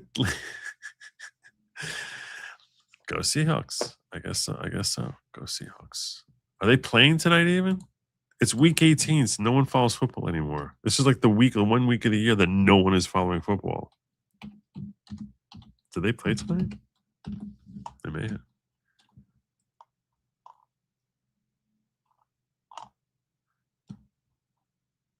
No, they didn't play tonight. They're playing on Saturday. Did anyone play tonight? There's no Thursday night football tonight. Why did I have Thursday night football? That's weird. Like I said, no one follows in week. The only reason you're following, I guess, is if your team is in. If you're so old school that you actually follow one team. What about having to swear on the pocket constitution of the U.S.? I kind of like that one, actually. I kind of like that one. I like that one. I was actually thinking about that. I was like, if they asked me to swear on something, like, what would like if I was being sworn into office, I would say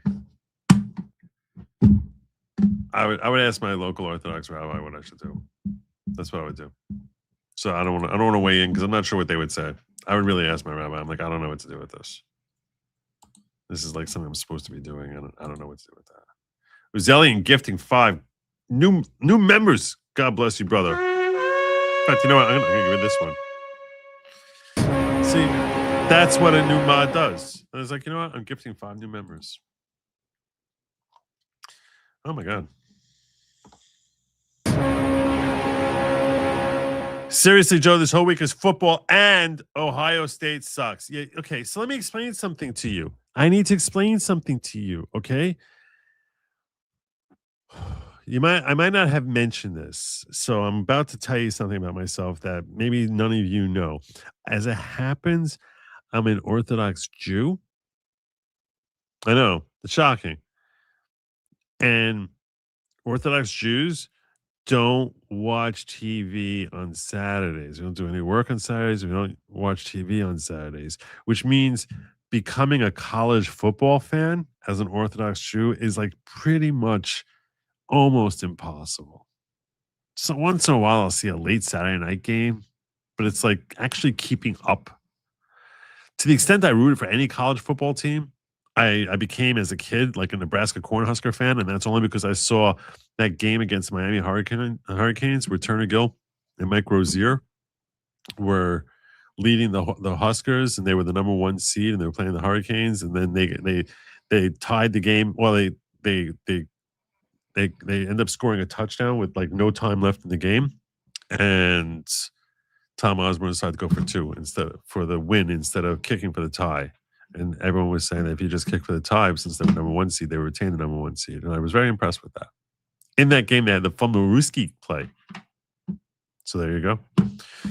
You can all now figure out how old I am based on that, I guess. So, yeah, thank you very much for the generous chat. But so yeah, it's a college football for me. I know it's really cool. I know it gets like people get very passionate about it, and I can totally get that because if you're, especially if you're from a state that doesn't, like, let's say, have real NFL football. If you don't really have any real NFL football in your state, like, I don't know, Florida. So, because let's face it, or I guess they have the Buccaneers in Florida. If you're from a state like that, So I get it why you would be like, go Wyoming, go Colorado, Notre Dame. And I also get it that if you go to a university, you sort of feel like a connection to it. When I sort of would keep up on what the Fordham Rams did every once in a while, but not like the same passion because you can't go. You can't go to the game. You can't watch the game. It's like you just miss everything. The only time I would catch anything would be in Pro Bowl in Bowl week, like this week. I heard Muslims are permitted to omit certain parts of swearing in for citizenship. The way we do it in New York is they actually will ask you, do you swear or affirm to tell the truth or not, or the whole truth and nothing but the truth? And they became part of the standard language. So when you're not actually ever swearing, you're actually just affirming, because you're just affirming. If someone says, do you A or B, and B is incorporated as a small subsection of A, that means you're only doing, and you're doing A or B, then you're not doing B, you're just doing A. This is the bigger section. That's all you're really promising to. That makes sense? I think it makes sense. All right. Well, thanks to Liz and to Brian Oldenkamp. I am going to share with you, before I go any further, I'm going to share with you a story that happened to me at Ron Coleman's wedding. That was what I promised I was going to cover if we hit our goal. So I'm going to count this if we hit our goal at this point in time, because you guys have been very generous and very generous with your perspectives as to like what I should be doing, how I should be doing this show better. Some of you, one or two of you. So I'll share with you this story. I need to share with you what happened at Ron Coleman's wedding, and just how I had the most awkward evening of my life. It was how I ended up having the most awkward evening of my life. So we're going to pause. If you don't want to hear a story from me, I don't know, fast forward. Like, this is probably like a 15-minute story. Okay? It was very, very awkward night. So, I live in Northern Jersey, same town as Ron. Ron's son got married in Lakewood, New Jersey, which is over an hour away from us. A lot of people will get married in Lakewood. A lot of Orthodox Jews will have their weddings in Lakewood. All three of my kids got married in Lakewood. Lakewood happens to be have a very large Orthodox Jewish community, and they have a number of wedding halls which are far more cost effective than anything you find in New York, pretty much. New York City, or anything we have here locally in Northern Jersey. You need to have a kosher wedding hall because you need to have a kitchen that's kosher, and having a kosher kitchen, you need to have a rabbi supervising it. It's just, you need to have kosher. All the food that's there has to be kosher. It's got to be supervision. So you have to go to a kosher wedding hall. And a kosher wedding hall, if you want a cheaper one, and you want to only be spending 25 grand instead of be spending like 100 grand or 75 grand. So you end up going to Lakewood. That's just what everyone does. It happens. So you end up going to Lakewood a lot. There are some halls that are relatively cheaper in New York, but there's a lot of weddings that are in Lakewood. As I think I mentioned last week, I had a report. I only was driving one car, and I got a report from my mechanic saying, dude, if you drive this car, which is like a really old rundown car, he's like, if you drive this car like another like 30 miles, the axle is going to come ripping off and you're going to go crashing in somewhere. Like, you cannot drive this car anymore. So Lady Logic comes to me. She's like, we need a car. Now me, prudent shopper that I am, I was like, all right, I just need something that's functional. So I asked around and I said, where can I, who's a good car dealer? I got a name. The guy gave me a price, which was, relatively decent price. I said to the guy, is it a good car? He's like, yeah.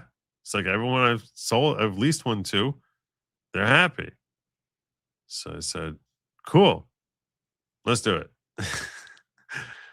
So there you go. So we ended up leasing a Tucson. So Hyundai Tucson. So I said, when can we get this car? So he's like, well, you got Christmas, so it's gonna be like, I don't know, maybe I'll be able to get it to you Friday. And then there was a whole thing, what color? This is like the stupidest thing in the world. I was like, I don't care what color. Just get me a car. I just need a car. I was like, he's like, well, you have to pick one, so pick a color. What color you want? So I was like, all right, give me the blue. So he's like, okay, fine. Lady Logic is like, I don't really want the. I don't. It's just after, like, she's like looking at different colors, and she's like, I don't know if I like the blue. I was like, I don't want another silver one. We always end up getting silver cars. Anyway, back and forth. Long story short, we don't end up getting Friday. We don't end up getting it Monday. They say we're supposed to get it Monday. So you're going to get it Monday, but she changed the car the car color, so you don't end up getting it Monday. They said you're going to definitely get it Tuesday. I'm like, great, because I have Ron's wedding and I have to drive like over an hour to get down to Lakewood for his wedding. Well, one reason or another, for one reason or another, car doesn't end up showing up on Tuesday. And I found out that I'm not going to be able to get this car like Tuesday afternoon. And I was really ticked off. I was like, what am I supposed to do with this now? I was like, I have to go to his wedding. I can't not go to his wedding. That's crazy. Like, I was like, it's not just Ron and that I'm going to his wedding, but even his son was marrying a girl whose father, like, I know for like 25 years also. He's like someone like an acquaintance, but if I see him, I'd say hi to him, So it's like, I know both sides here. Ron is a really good friend, and it's going to be all these people from my shul are going to be there. I was like, I really have to go to this wedding. So I was like, you know what? A lot of people come from my town, right? And I'm just like,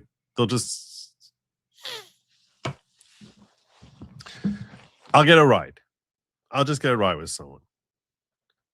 Long story short, so Lady Logic ends up finding someone who's going down. He says, "He'll give me a ride down to the wedding." I said, "Awesome, thank you." When he's driving me, he says to me, "I only plan on being there for like 45 minutes. I'm going to go in there and I'll wish them mazel tov, and I'm going to leave and I'm going to come on out." I'm like, I'm probably going to stay long. I was like, you know what? There's going to be like dozens of people there who I know. So, all right, tell me before you're going. If I'm not ready to go, I'll just get a ride with someone else. He's like, okay, fine, no problem. And when I get to this wedding, I kid you not, I felt as if it was almost like my own wedding, but like better in the sense that like I knew everyone at this wedding. I'm like going over, I'm like sitting, I'm joking around with people, I'm bouncing from one table to another, having a great time. Really, just like joking around with different people, joking around with Ron and different friends from this side of the family, that side of the family. I felt as if I knew more people there than anyone else. Like, because if you're Ron, you only know people from your side of the family. If you're the bride's side, you only know from your side of the family. I was like, I know both sides here. I was having a great time, grand old time. Guy comes over to me, I'm in the middle of talking to someone. He's like, "So I'm on my way out now. You wanna come with me?" So I was like, no, I'll get another ride. Thank you. I get into this lengthy conversation with someone who lives 3 blocks from my house. Okay. What's the lengthy conversation about? The whole topic that I was just talking to you about at the beginning of this show. He was the real estate appraisal guy. So he's basically walking me through how the law worked before 2019 and with rent stabilization and how the market changed and everything like that. And I was like fascinated by everything that he was talking about. This conversation I had with him ended up going for like a half hour, 40 minutes. And I was like, wow, this is so fascinating. I was explaining to him how I want to be able to break this down for my audience. So we finish, and I was like, all right, thank you so much. And I shook his hand, and then I say grace after meals, right? So we call it benching. So I say grace, and they had like, now the wedding's been going on now for several hours. And I was like, you said at the end of the meal, so you basically say grace and you're done. And like usually the wedding's going to wrap up like 20 minutes later. So I said grace, when we say benching. which takes like 5 minutes. So I say that, and I look up, and I look around, and there's a lot of people around. 0 people that I knew. Literally none. Nobody at all. Like when I started that conversation, there was probably 100 people in the room who I knew. And by the time I finished conversation and benched, I'm finished now saying my grace, and I'm looking around now, and I'm like, I don't know if anyone, like everyone who was left there was just his friends because he studies in a yeshiva in Lakewood. They're all from Lakewood. So there's like 75 people there, 100 people still at the wedding, but every one of them is from freaking Lakewood, which is none of them are going up my direction at all. None of them go to Northern Jersey. 0. And I'm like, oh my God. Oh my God. Oh my God. Oh my God. This is so not good. This is so not good. Oh my God. Oh my God. No. No, no, no, no, no, no, no, no, no, no, no. I get my coat and I go out to like the parking lot there because there's like a self-parking type of thing.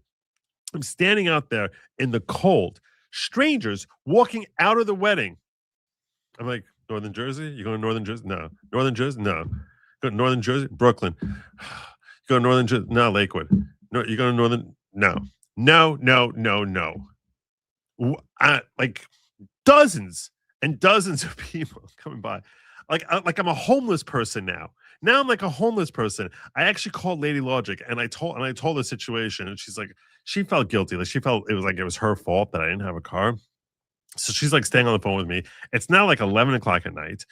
Normally, you try to get home by like 11.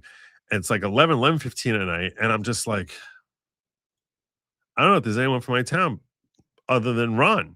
Like literally, I don't know if there's anyone from at this wedding who's left over here other than Ron.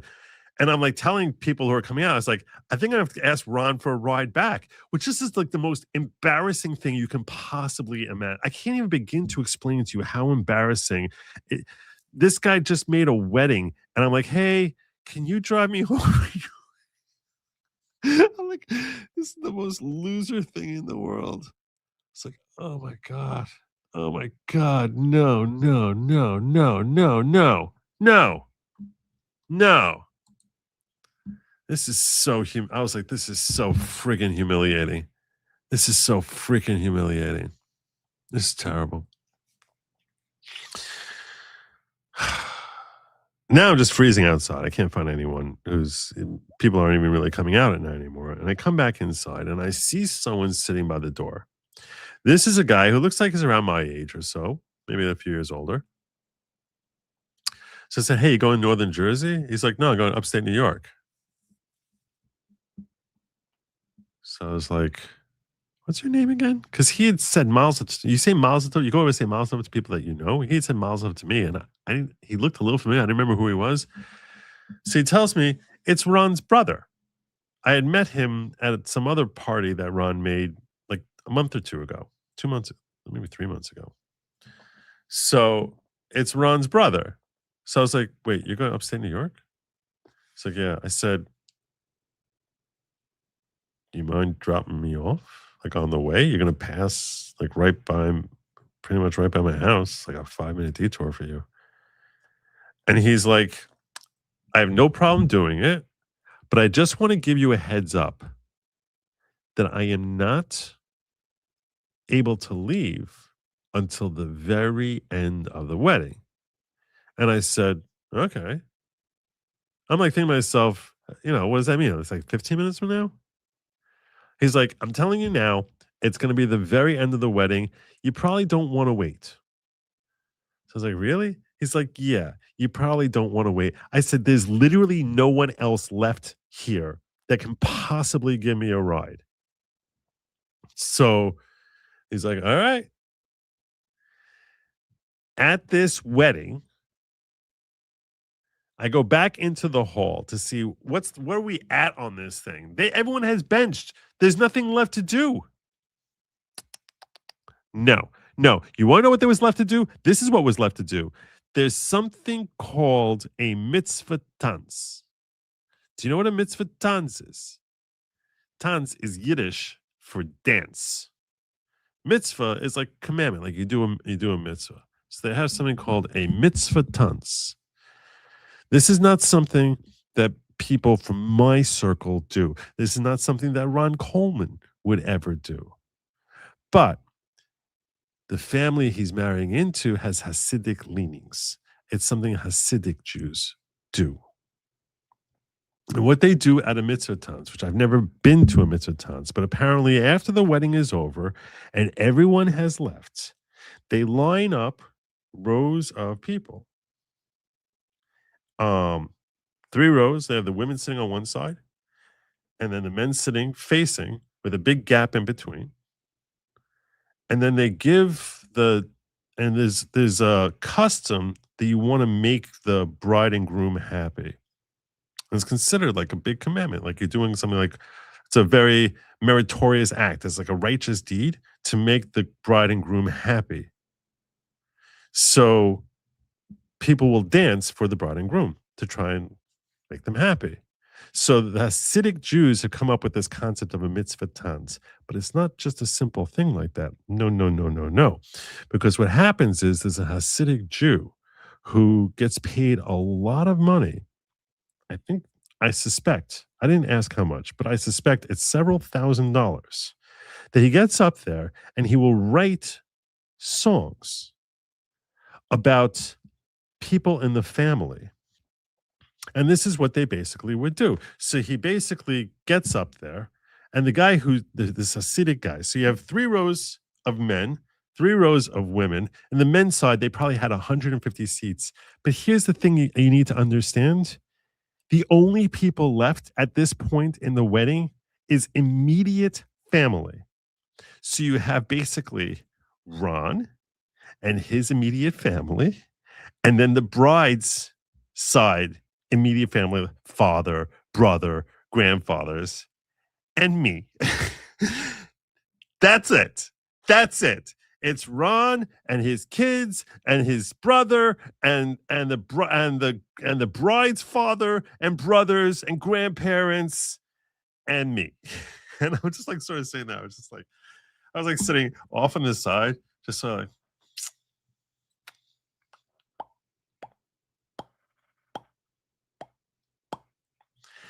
the mitzvah tanz takes well over an hour.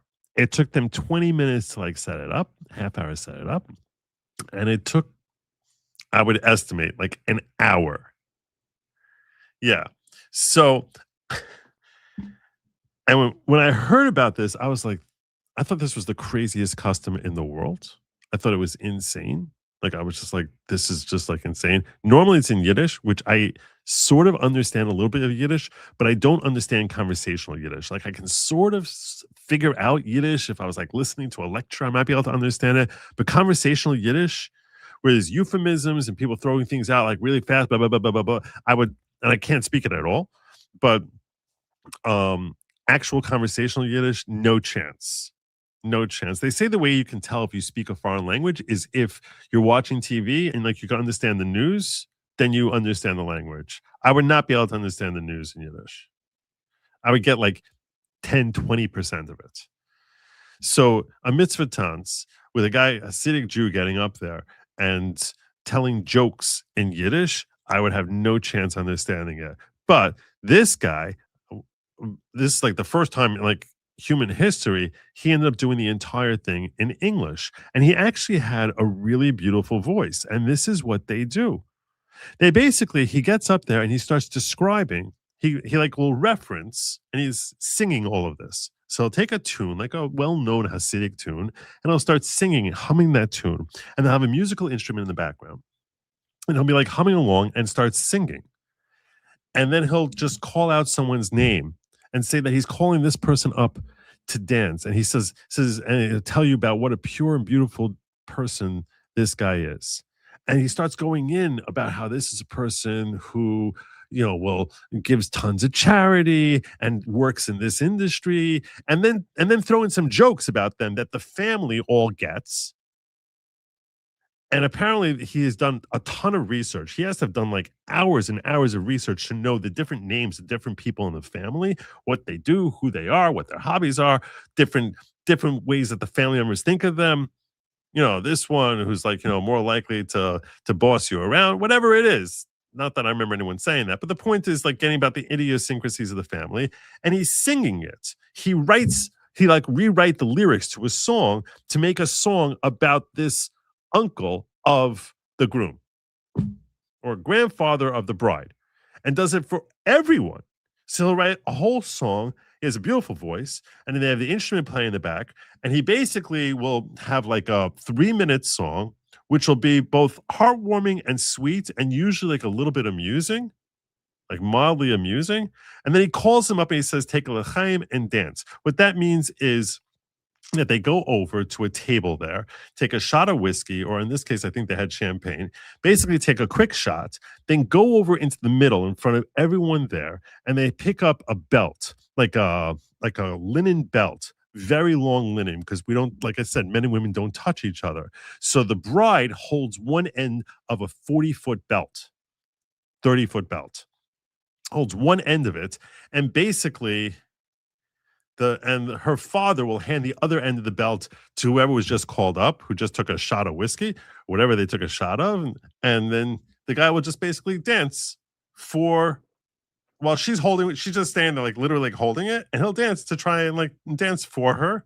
And then that guy's family will come and they dance around in a circle for like 60 seconds, and they all sit down, and then he goes on to the next guy.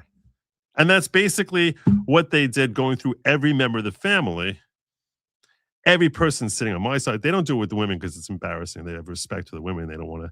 They'll talk about the women, but the women don't go up and dance. So they'll in his song, he'll sing about like the great virtues of the grandmother of the bride, you know, or the groom, but they don't call them up to like actually dance. And it was a really, like, I was watching it, and it was fun. It was heartwarming. I was like, this is really, really sweet. Like, this is like so nice. Like, Ron's brother did not want to be there. He looked like he was dying. and the guy was like sort of joking around with him. He's like, maybe take a double shot, you know, before you get up there. So, and they were all having a good time. I was like, this was like such a warm type of custom. I was like, I've never seen this before. I've heard about it and thought it was crazy. And now that I've seen it, I was like, this is just like a really beautiful thing that I felt like I felt gross that I was like intruding on it, because it was so stinking awkward sitting there as like the only person who was not a blood relative to either the bride or the groom. And I was just sort of like, hi. So, yeah. So what I basically learned from all of this is that a mitzvah tans, now I learned what a mitzvah tans is, because I've never seen one before. And now you know what a mitzvah tans is. And I'll tell you right now, it's a beautiful thing. It's a beautiful thing. But if you're thinking about having one, or you're thinking about attending one, I highly recommend that you have a blood relative who's actually getting married. It makes it much less awkward for you, because if you're just there waiting for a ride from someone's uncle, it's not so good. It's not quite as good. It was fun. It was fun watching them and watching the awkwardness of Ron's brother, who definitely did not want to be up there. That was fun. But so that was the Coleman wedding. It was all in all a beautiful affair. But yeah, Tans is Yiddish for dance. So you're asking why no Uber? You want to know what happened with Uber? It's a really good question. Why no Uber? That's a great question. So, I asked Lady Logic. I was like, "What am I supposed to do? I'm just gonna have to Uber." So she's like,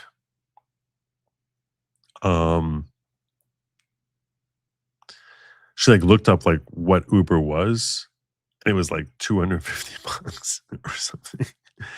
And she's like, you really can't get a ride? You're going to burn $250? You can't get a ride? So I was like, it was insane. It was an insane thing. Anyway. So, why not the train? There's no train. There's no train. You take a train from Lakewood? No. Train at that time of night, train comes like once every 2 hours. And if it comes then, be standing out on the cold for like 3 hours. That would be insane. All right.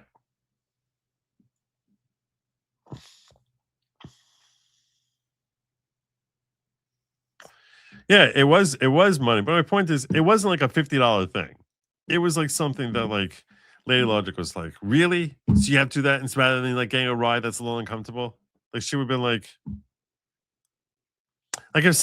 if I had just made a wedding and this had happened to someone from my neighborhood and I heard that they spent $250 on an Uber rather than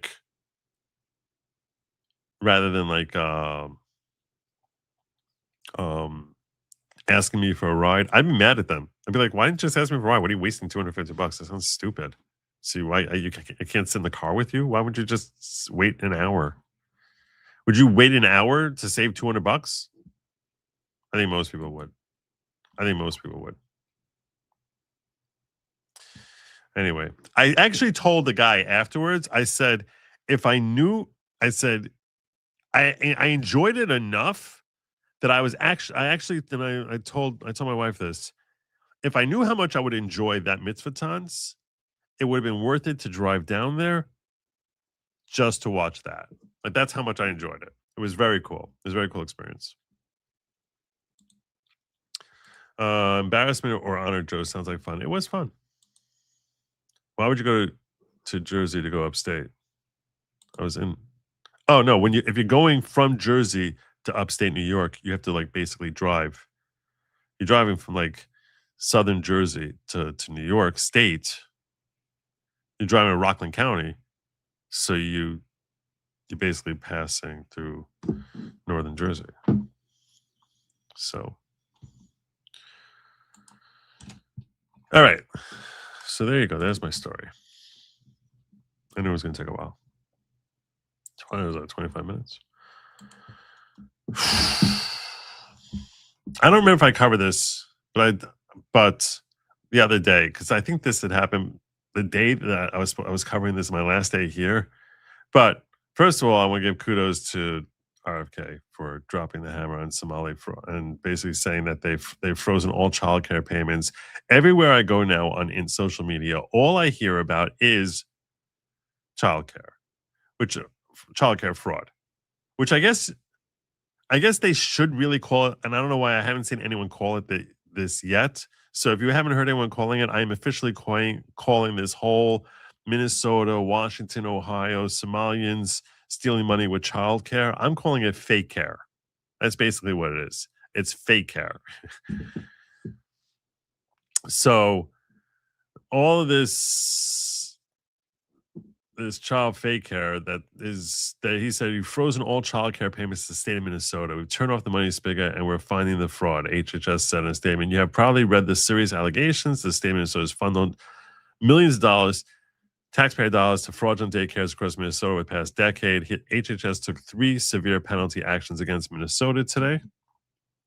1, activated our defend the spend system for all ACF payments. Starting today, all ACF payments across America will require justification and receipt or photo evidence before we send money to a state. 2, identify the malicious actors in Nick Shirley's work. Demanded Governor Tim Walz's comprehensive audit of these centers. This includes attendance records, licenses, complaints, investigations, and inspections. 3, launch a dedicated fraud reporting hotline and email address at childcare.gov. Whether you're a parent, provider, or a member of the general public, we want to hear from you. This is massive. Yeah. Wow. So there you go. People are now flooding to like different places to try and get in on the action. I want to just pause in this whole thing. I want to tell you this.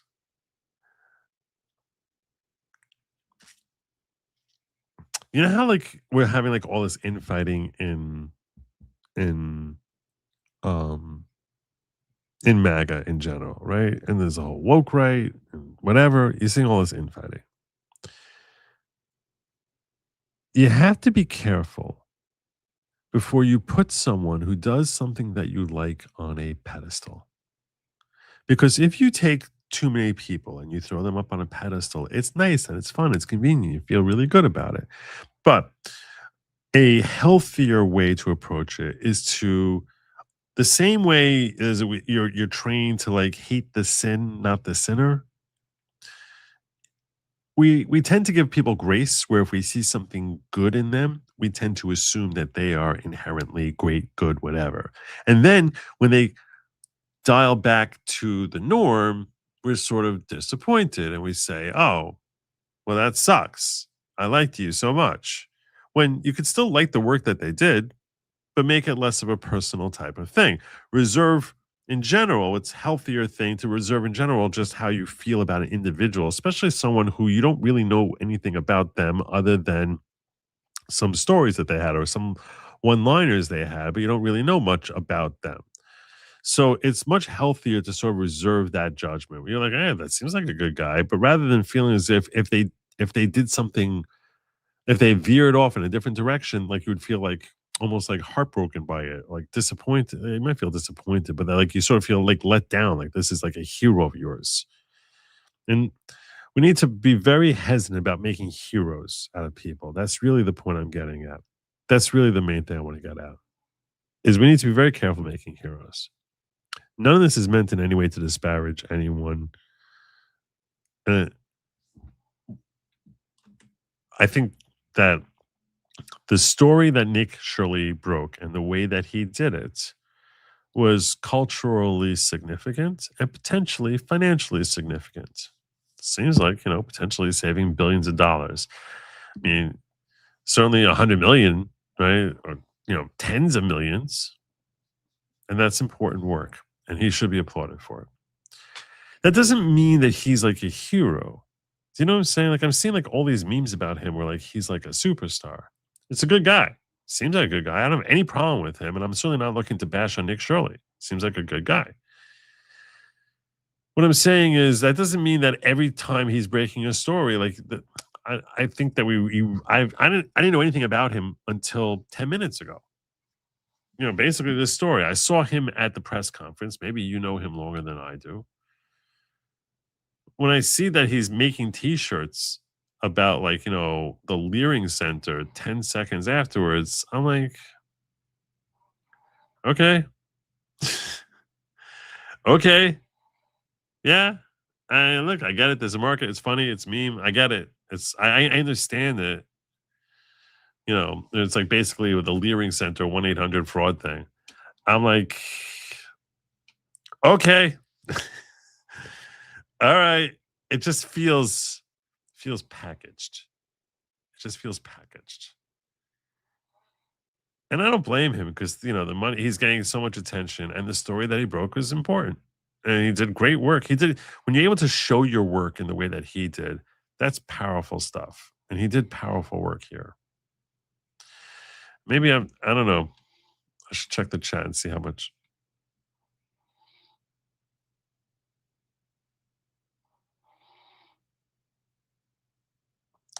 Just feels very grifty, doesn't it? It feels really grifty. It's true. It is super easy to make and sell custom t-shirts. And like, and then like I see Nick Sorter is running down to Minnesota to the same place and like shooting himself doing videos. And I'm just like, and I like Nick Sorter. I've spoken to him. I've we follow each other. I saw he's going to the same Leering Center. I'm like, why are you doing that? Like, what's the point? Like, what are we getting out of this? I want them investigated. I want them shut down if there's fraud there, which seems like there is. Any place called the Leering Center. I'm just like, why are we doing this? It doesn't look right. It looks as if you're trying to pile on because you know that, hey, there's like, here's that infamous place that Nick Shirley found. Do you know what I'm saying?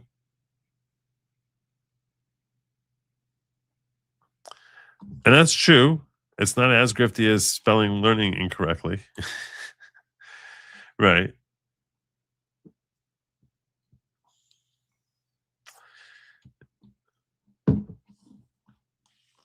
That's a good question. I'm getting merch. I had someone who was supposed to be working on that for me.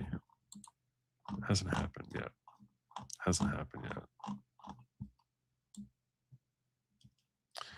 I don't know. So when I hear this story, when I saw a video of Nick Sword, I'll show you what I'm talking about. I'm just like, let's not go crazy here. Like okay, it's a good story, and I like Nick Sorter, and I'll keep following him. I'm just like, this feels like coattail riding. Right. Where are you, Nick? Nick Sorter's broken great stories. You know what I'm saying? Here he is. Nick Sorter. See? He follows me. I follow him. We follow each other. I've hung out with him on Spaces. Seems like a sincere guy. I'm just saying, he's got 1.3 million followers. God bless him. Awesome.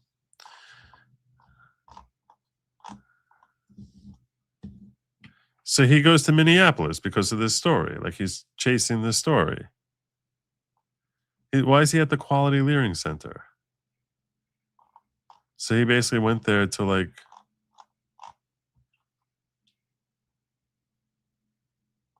continue pacing around.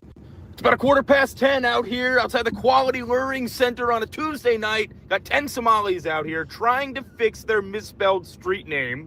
We'll see how much success they have there. You got this guy back here is going to continue pacing around. He's already got several photos of my license plate. I don't know what he's going to do with that. But later.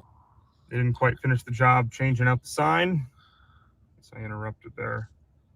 Because I'm in a public parking lot here. I'm not on their property.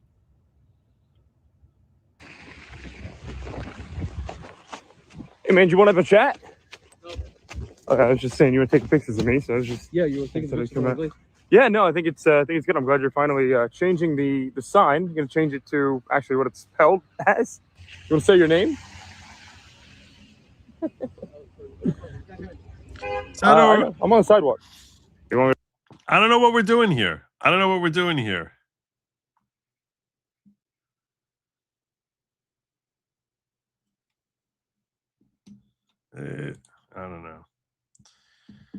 At a certain point, it's starting to feel like if you found a new one, then I say, okay, cool. You found another one. Good. You're helping get rid of the grift. I don't like that. I don't like that.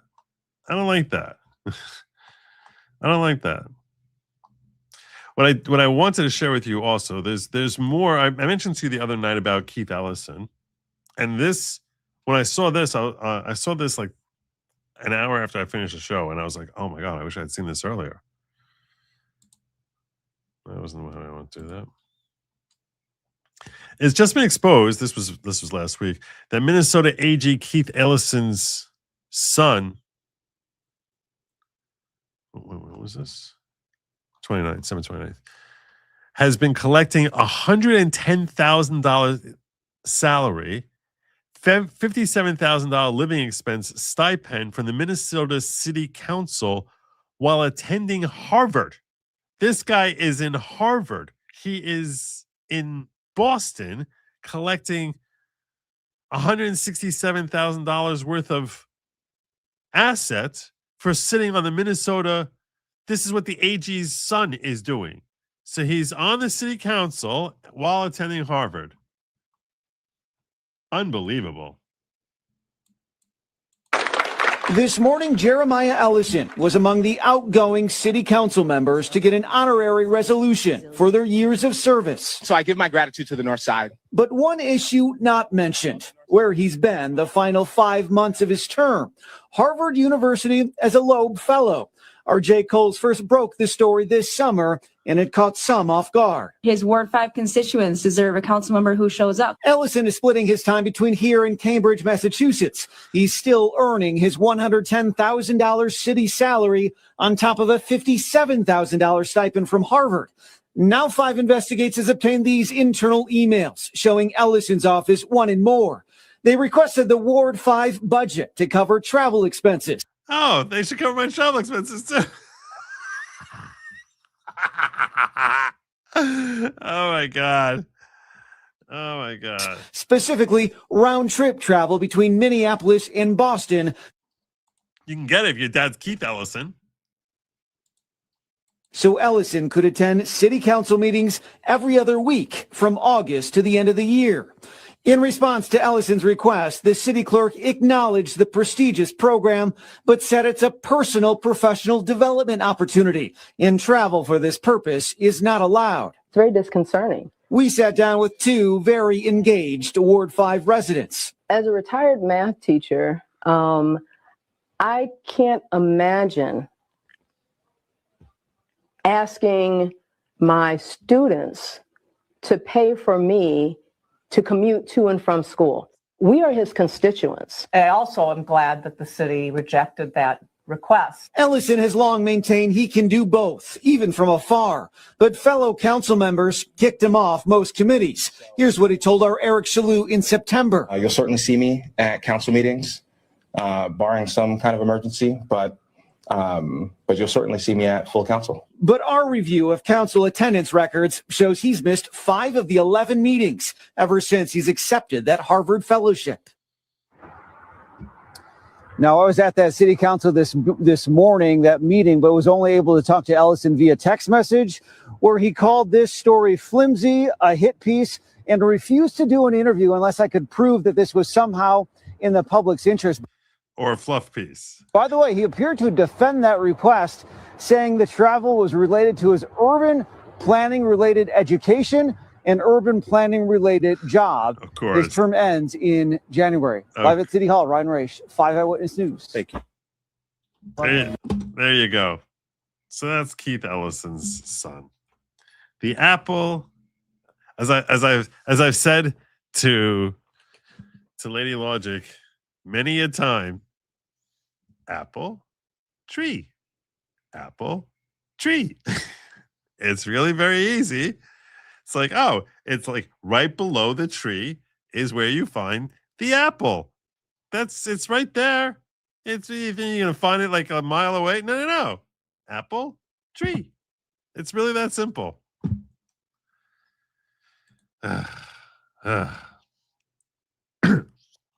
President Trump was all over this in Mar-a-Lago. Here it is. Take back our country. Can you imagine? This was Trump last night at Mar-a-Lago. Take back our country. Can you imagine? They stole $18 billion. That's just what we're learning about. That's peanuts. In California is worse. Illinois is worse. And sadly, New York is worse. A lot of other places. So we're going to get to the bottom of all of it. It was a giant scam.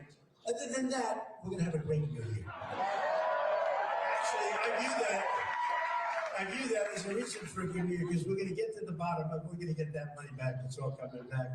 So I want to just do something very special. Anyway, so that was him weighing in on it last night from Mar-a-Lago. I wasn't invited. I'm not big enough yet. I gotta get a little bigger. Little bigger. I got 3 years left. I got 3 years left to get down to Mar-a-Lago. So we'll see. There's more coming out of Minnesota, out of these daycare centers, because apparently life is rough if you're a Somalian running a daycare center in Minneapolis these days.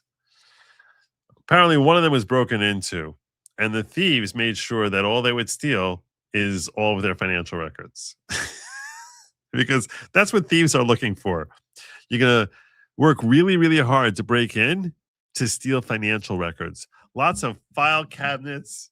That's what they steal. That's what thieves do. They break in and they steal file cabinets. They steal records of who your customers are, of what services they serve. They steal. That's what thieves do. In case you were unaware, you might have thought that they would steal, money, cash. No. They're gonna tear down office buildings, rip through walls, just trying to make sure that they're able to get their hands on those highly coveted financial records.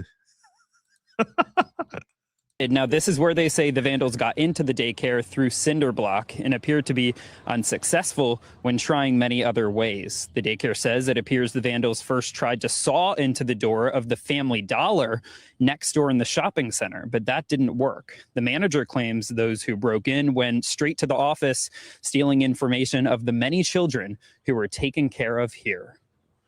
We are not a part of any harmful things that are being said. Now, this is where they say the vandals got. So that's what they did. Apparently,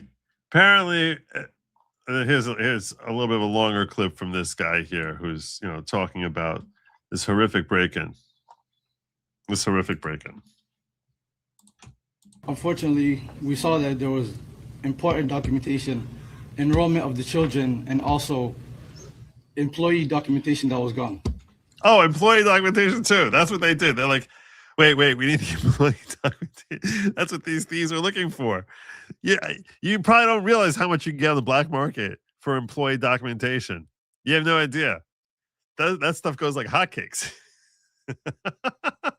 There were also checkbooks that were ripped from our check papers that were ripped from our book. Yeah, because that's another thing thieves go for. They go for like the easily trackable money. That's another thing they all steal. They're all over that. This is devastating news. Devastating. We don't know why. It's devastating that when the federal government comes investigating around, we're not going to have any records for them because we just got robbed. We don't know how this happened. This is targeting our Somali community, as one video made by a specific individual made this all happen. Yeah, they also went online and made tons of money wiping the cloud. So now they're going to try and portray it as this is now MAGA is trying to steal their records so they can try and embarrass them or something. That's how they're basically going to try and frame this, obviously, because that's what MAGA does. It happens all the time. We've been receiving hateful messages through our voice notes threatening us since the past couple of days, including one that happened yesterday morning after the break-in. This is frightening and exhausting because this is happening to us Somali communities as Somali Americans. We are supposed to stand with each other and help each other through everything that's happening. Cue the nodding white woman in the back. Yeah, that's right. This is so wrong. This is also sad that a video can cause all of this. Why would anyone think that his video caused this? Why would anyone think that? I don't understand. I want to say that there are hundreds of daycares out there, Somali daycares that are out there. And at least one or two of them are probably legit. At least one or two of them. We all help our children and everyone in our community. We have. Oh, so now you're standing up for all of them? I don't know. You want to go? I don't even go that far.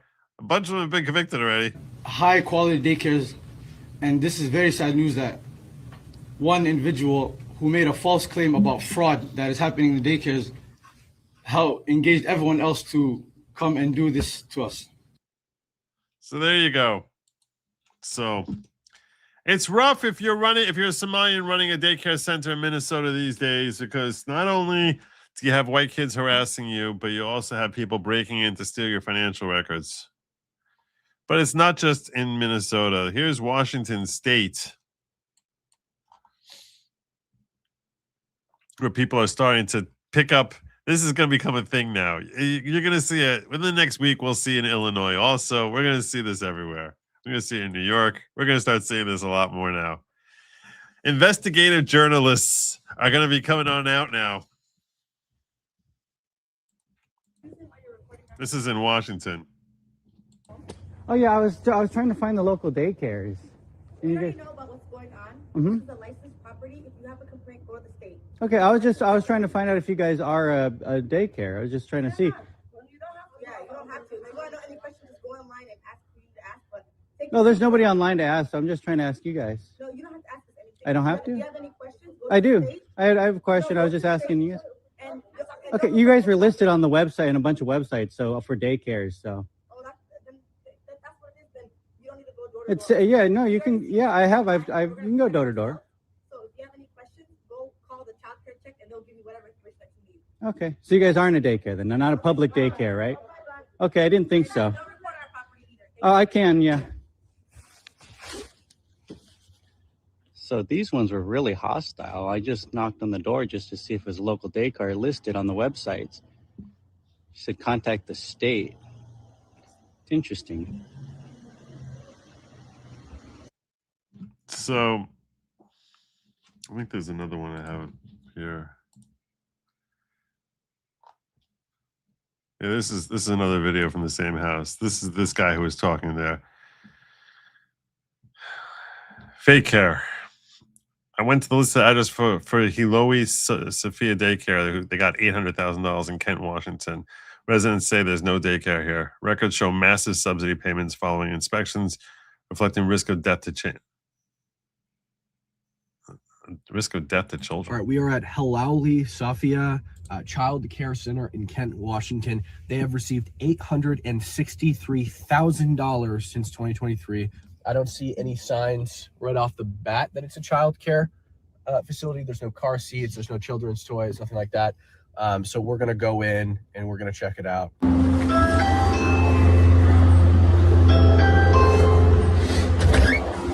Hi, is this Hiloe Childcare?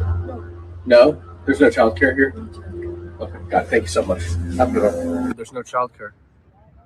All right, guys, we were just at Hiloe, what's allegedly Hiloe Child Care Center in Kent, Washington, which is right behind me right here. That's looking like a different house. The exact address listed on the state website, receiving over $800,000 in 2023. They claim there's no child care here. A couple $100,000 for the cars. I went and tried to ask the neighbors if there was daycare there. Nobody answered, but I could see the people who lived in that house peeling the curtains back, because just like all of the other places, all the curtains were drawn. You couldn't see in or anything. They're peeling the curtains back and watching me as I walk around to the neighbors' houses, and they're scrambling and yelling, and I can hear them. What's up with that? Pretty weird. So I'm out of the field now. I'm back at the house, and I'm looking at this Hiloe Sophia children's daycare on their government webpage, and their licensed capacity is 9, just like the other place. And their total available slots, meaning the total amount of children they can take on, is 6, meaning this daycare is only serving 3 children. I mean, I think it's likely they're not serving any children, considering they told me they're not a daycare. Well, they might have 3 kids. So why are you assuming there's no one? They might actually, have 3 of their own kids. I should have done that. I should have been like, hey, I got 6 kids.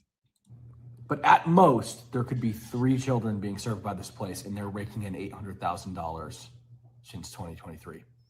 I've now pulled up one of their inspection reports for Hiloe, and what you see is, again, short-term, long-term, serious, and immediate risks. The government defines serious and immediate risks as risks that pose serious risk of injury, illness, or even death for children that attend these daycares. And this is the most recent inspection report with no indication that it's been corrected or fixed. And they're still raking in hundreds of thousands of dollars. I don't even understand how this is possible. A normal inspection report for one of these daycares is like 2 pages long. But look at this. It just goes on and on and on with short-term, long-term, serious, and immediate risks. On and on. I mean, I don't even know how far, we're not even halfway. You can see the scroll wheel on the side. This is how long this report is. It should be only 2 pages. Wow. Look at this. I mean, we have to be 20 pages deep at this point. So that inspection I just showed you, the horrendously failed inspection, was in February of 2025. But if we come over here to their funding, like check this out. February 2025, they received $32,840. In March, another $32,688. In April of 2025, $32,688. And again, like there's no indication that these issues were fixed. This is 207 is the most recent inspection that's occurred for this place. So there you go. That is what's this guy's name? Cam Higbee. So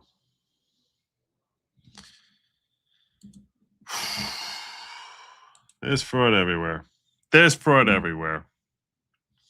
But you want some good news? I got some good news for you. I think it's good. Should we close with some good news? Should I save this? Am I done? Am I nearly closed? Am I nearly closing? This is good news too. I'll give you this one. Right. I have this. This twice. This one we're not going to do.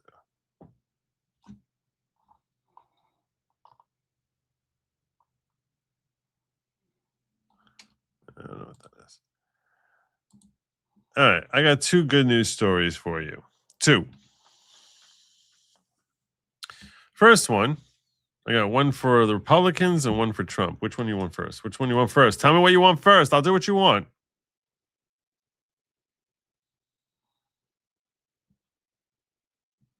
All right. I'm just going to do whatever I got up here first. We're going to do the Trump one first. This is CNN having to make a very, you can see Abby Phillips like almost like break, her face is breaking as she's like feels forced to share this news about Trump. You could see like the aggravation in her face. Oh my God. They definitely had to touch her makeup up 3 minutes after she was done with this story because she had to break down in tears. Breaking news, the Wall Street Journal is out with a new report describing the fallout between President Trump and Jeffrey Epstein. The Journal reports that a spa worker from Mar-a-Lago often made house calls to Jeffrey Epstein's home 2 miles away. But those house calls, quote, came to a halt in 2003 after an 18-year-old beautician returned to the club from a house call to Epstein and Hey, what? They came to a halt after an... Wait, why did they come to a halt? This is great. In 2003, after an 18-year-old beautician returned to the club from a house call to Epstein and reported to managers that he had pressured her for sex. The HR manager faxed Trump a letter suggesting that the club ban Epstein, and Trump agreed, which does mirror the president's own public comments about why. Oh my God, it only took us 9 years to realize that Trump was right again. That Trump was telling us the truth again. All you idiots who are calling him some sort of Adobe Acrobat file or something like that. You're all a bunch of loser idiots, wishful thinking that you actually caught him in something, because here's Abby Phillips, the vaunted Abby Phillips, who gets owned every night by Jennings. And yeah, here she's forced to admit that his whole story that he's been saying for years, it turns out, yeah, fact check, it's definitely true. And Epstein. And Trump agreed, which does mirror the president's own public comments about why he cut ties with Epstein. The White House is responding to the Wall Street Journal, writing, no matter how many times this story is told and retold, the truth remains President Trump did nothing wrong, and he kicked Jeffrey Epstein out of Mar-a-Lago for being a creep. He cut ties with Jeffrey Epstein long before Epstein became a convicted sex offender. A lot of Democrats didn't, and it is corroborated by the Wall Street Journal tonight. Breaking news, the Wall Street Journal is... There you go. Wall Street Journal corroborating his story. Spot on. Speaking of being spot on, I have to say, God bless you. Thank you so much, Liz. I want to make an even 15 for 15 super chat night. God bless you. Thank you so very, very much. You are so amazingly generous.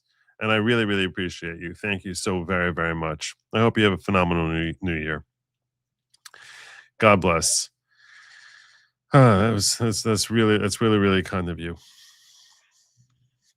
You make me like get choked up. I get all choked up. So thank you. Karen Mannings saying a Somali-run daycare in Minneapolis was broken into and vandalized with important documentation, including records related to employees and children. Yes, I actually had that clip pulled up. She shared this out like 20 minutes before I covered it. But I actually had that pulled up and ready to go because I thought that was a hilarious story. So, and remember, for 19 months, I'm going to give you the horn. My German fan, Karen Manning's, never hold someone higher than your own self-worth. This is very, very important. The problem is, by the way, on what Lauren's talking about, the problem is that most of us don't have a high enough sense of self-worth. It's something that the world is continually beating you down, and you know your own flaws. So it's very easy to get down on yourself. You need to have a genuine belief in your own self-worth as being like a really as being of having value, of having significance. The more, if you appreciate your own significance, of the impact that you have on people and the impact that you can have on people, it's a very strong motivational factor to get you moving, to do things. And it's actually something that in Torah ideology we think is Maisa Satan, which means it's like Satan's work. Satan's work is to try and bring you down and make you feel as if you're insignificant, make you feel as if you're unimportant. And that's a terrible, terrible tragedy that seems to afflict today's generation. Perhaps he's more successful, I think, in that regard than perhaps in any other regard. That people feel as if they're weak, as if they're insufficient, inadequate, insignificant, futility, all of these things that are designed to make us give up hope. And lack of self-worth is at the root of all of those things. Because if you actually recognize just how significant your value is, you would make far greater use of your time. You would respect the self-worth of others, and you would treat them better. And you're actually a much happier person. And it's not like you need to lie to yourself. If you're a functioning adult, you have that which you can offer to other people. Just by dint of being a functioning adult, to strengthen society, make society a better place. You have an easy capacity to make people happy, people around you happy, to just decide that you're going to cheer them up, to decide that you're going to be a ray of sunshine instead of being a constant shower of doom and gloom. That people are going to be happy when you're around because you're expressing positivity. These are things that we take for granted and think are insignificant, but they're incredibly significant. Because when you pass along that good karma type of feel, you're empowering and strengthening others to do likewise and to grow themselves. It's a very, very... So the reason we tend to look to others and look up to... The reason America has such a fascination with celebrities or superstar athletes is because you sort of try and live vicariously through them, but it's reflective of an insecurity that you have in your own greatness, your own genuine greatness. So, yeah, I agree. Should never... It's the problem and that's why like when we see someone become famous or someone, it gets national attention, we tend to assume that they're better than us in some way or another. And you need to fight against that and recognize that that's not reality. That's your own perception, which is likely rooted in your own insecurity.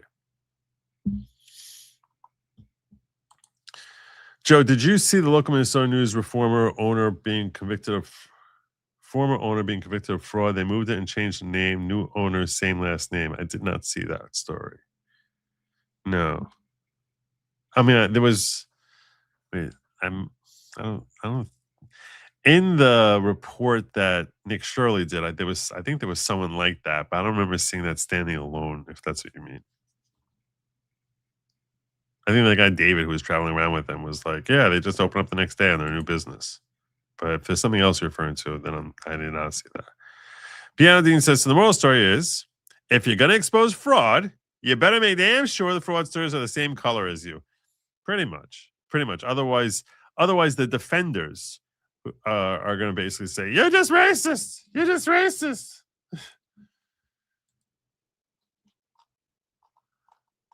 They're always trying to deflect. I hear people saying racist. They're just deflecting. Why don't I see that? Oh, gosh. I know where you are. At the top. You're at the top. There it is.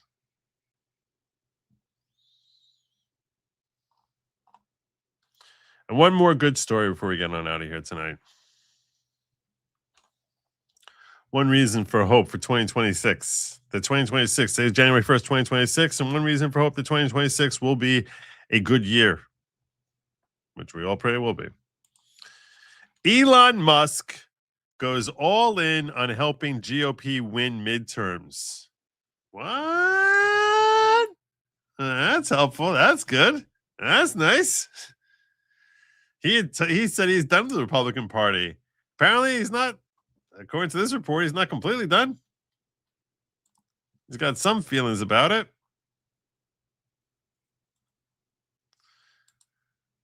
I'm going to get to your chat in a second, Uzelian, okay? So, with midterm season fast approaching, Elon Musk has reportedly donated to GOP House and Senate campaigns. This comes after a spat between Musk and President Donald Trump early in 2025 over the One Big Beautiful Bill, with Musk going so far as to waive forming a new political party called the America Party, which was stupid. Two sources with knowledge of the situation told Axios that Musk has recently made out large checks for Republicans to win their congressional races in the 2026 election and indicated that he would be giving more throughout the election cycle. While Musk's donation amounts won't be publicly disclosed until campaign finance reports are released later in January, his support could boost Republicans in their attempt to block Democrats from regaining control in Congress. In the 2024 election season, Musk was the largest donor, giving $291 million. The vast majority of this was spent on Trump's reelection bid. Musk and Trump reunited at the late Turning Point USA founder Charlie Kirk's memorial in September and were seen shaking hands. After multiple days of going back and forth with Trump in the spring, Musk said, quote, "I regret some of my posts about President Donald Trump last week. They went too far. All House seats and dozens of Senate seats are up for election in the midterms, with some key lawmakers announcing their retirements. Republicans currently hold 220 seats in the House, while Democrats hold 213. A total of 218 seats are needed for majority. And the Senate Republicans hold 53. Among those not seeking re-election are Republicans Tony Nels, Nancy Pelosi, Jerry Nadler. Oh, Jerry Nadler's gone? That's nice. Troy Nels. As well as Senators Dick Durbin and Tom Tillis. Goodbye, Tom Tillis. And Dick Durbin. Adios, amigos. You both suck. So there you go. So that, I think, is reason to have some excitement going into 2026. And maybe so we're going to get some good funding there. Some of the good stuff from Elon. And maybe we'll see some election positivity. You all know you need lots of money to win elections. So if you want to go to someone who's got lots of money, if Elon's dipping into the well, I think that hopefully bodes well for 2026 election outcomes. You couldn't ask for more at the start of January. On a January 1, 2026, you couldn't ask for more for our forthcoming elections late this year. That's all I've got for you tonight. It is Thursday. So, yeah, I'm not going to be here tomorrow night. Not sure what's going to be over this weekend. Going to try to get a show out for you this weekend. We'll see. Depends on a lot on the news and what happens and what's going on with my family. But I hope that your new year ends up being a healthy year, a year where you feel inner peace, which is one thing which self-confidence definitely helps your inner peace a great deal. And that it's a year where you find tremendous growth. I promised Uzelian I was going to pull something up, so I'm going to do that really quick. Gotta love that Elon. Shine on, you crazy diamond. Shine on. Amen. I forgot that I promised Uzelian I was going to pull this up. He said to me, he sent me a rant. He sent me a rant which said something to the effect of, what did he say? What did he say in his rant? I had it here a moment ago. It said, Joe, before you go, you missed this great news coming out of New Hampshire today. So hopefully this really is great news because, oh my God. It is great news. As of today, sanctuary cities are officially banned in New Hampshire. We will never go the way of Massachusetts and their billion-dollar legal immigration crisis. Office of Governor Kelly Ayotte. Wow. Well done.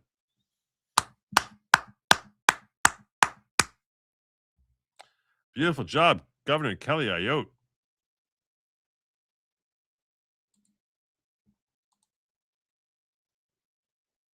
Nice. Nicely done. That's good news. That's very good news. All right. Thank you, Azelian. Frankly, it should be illegal on a federal level. But that's for another day. I thank you all for joining me. I'm just going to remind you that lab meat was never meant for you. It was not invented for you. Don't eat food that's invented. Man, that's a good rule, but especially not lab meat. Especially not lab meat. Trust me. It's lab meat. Lab meat.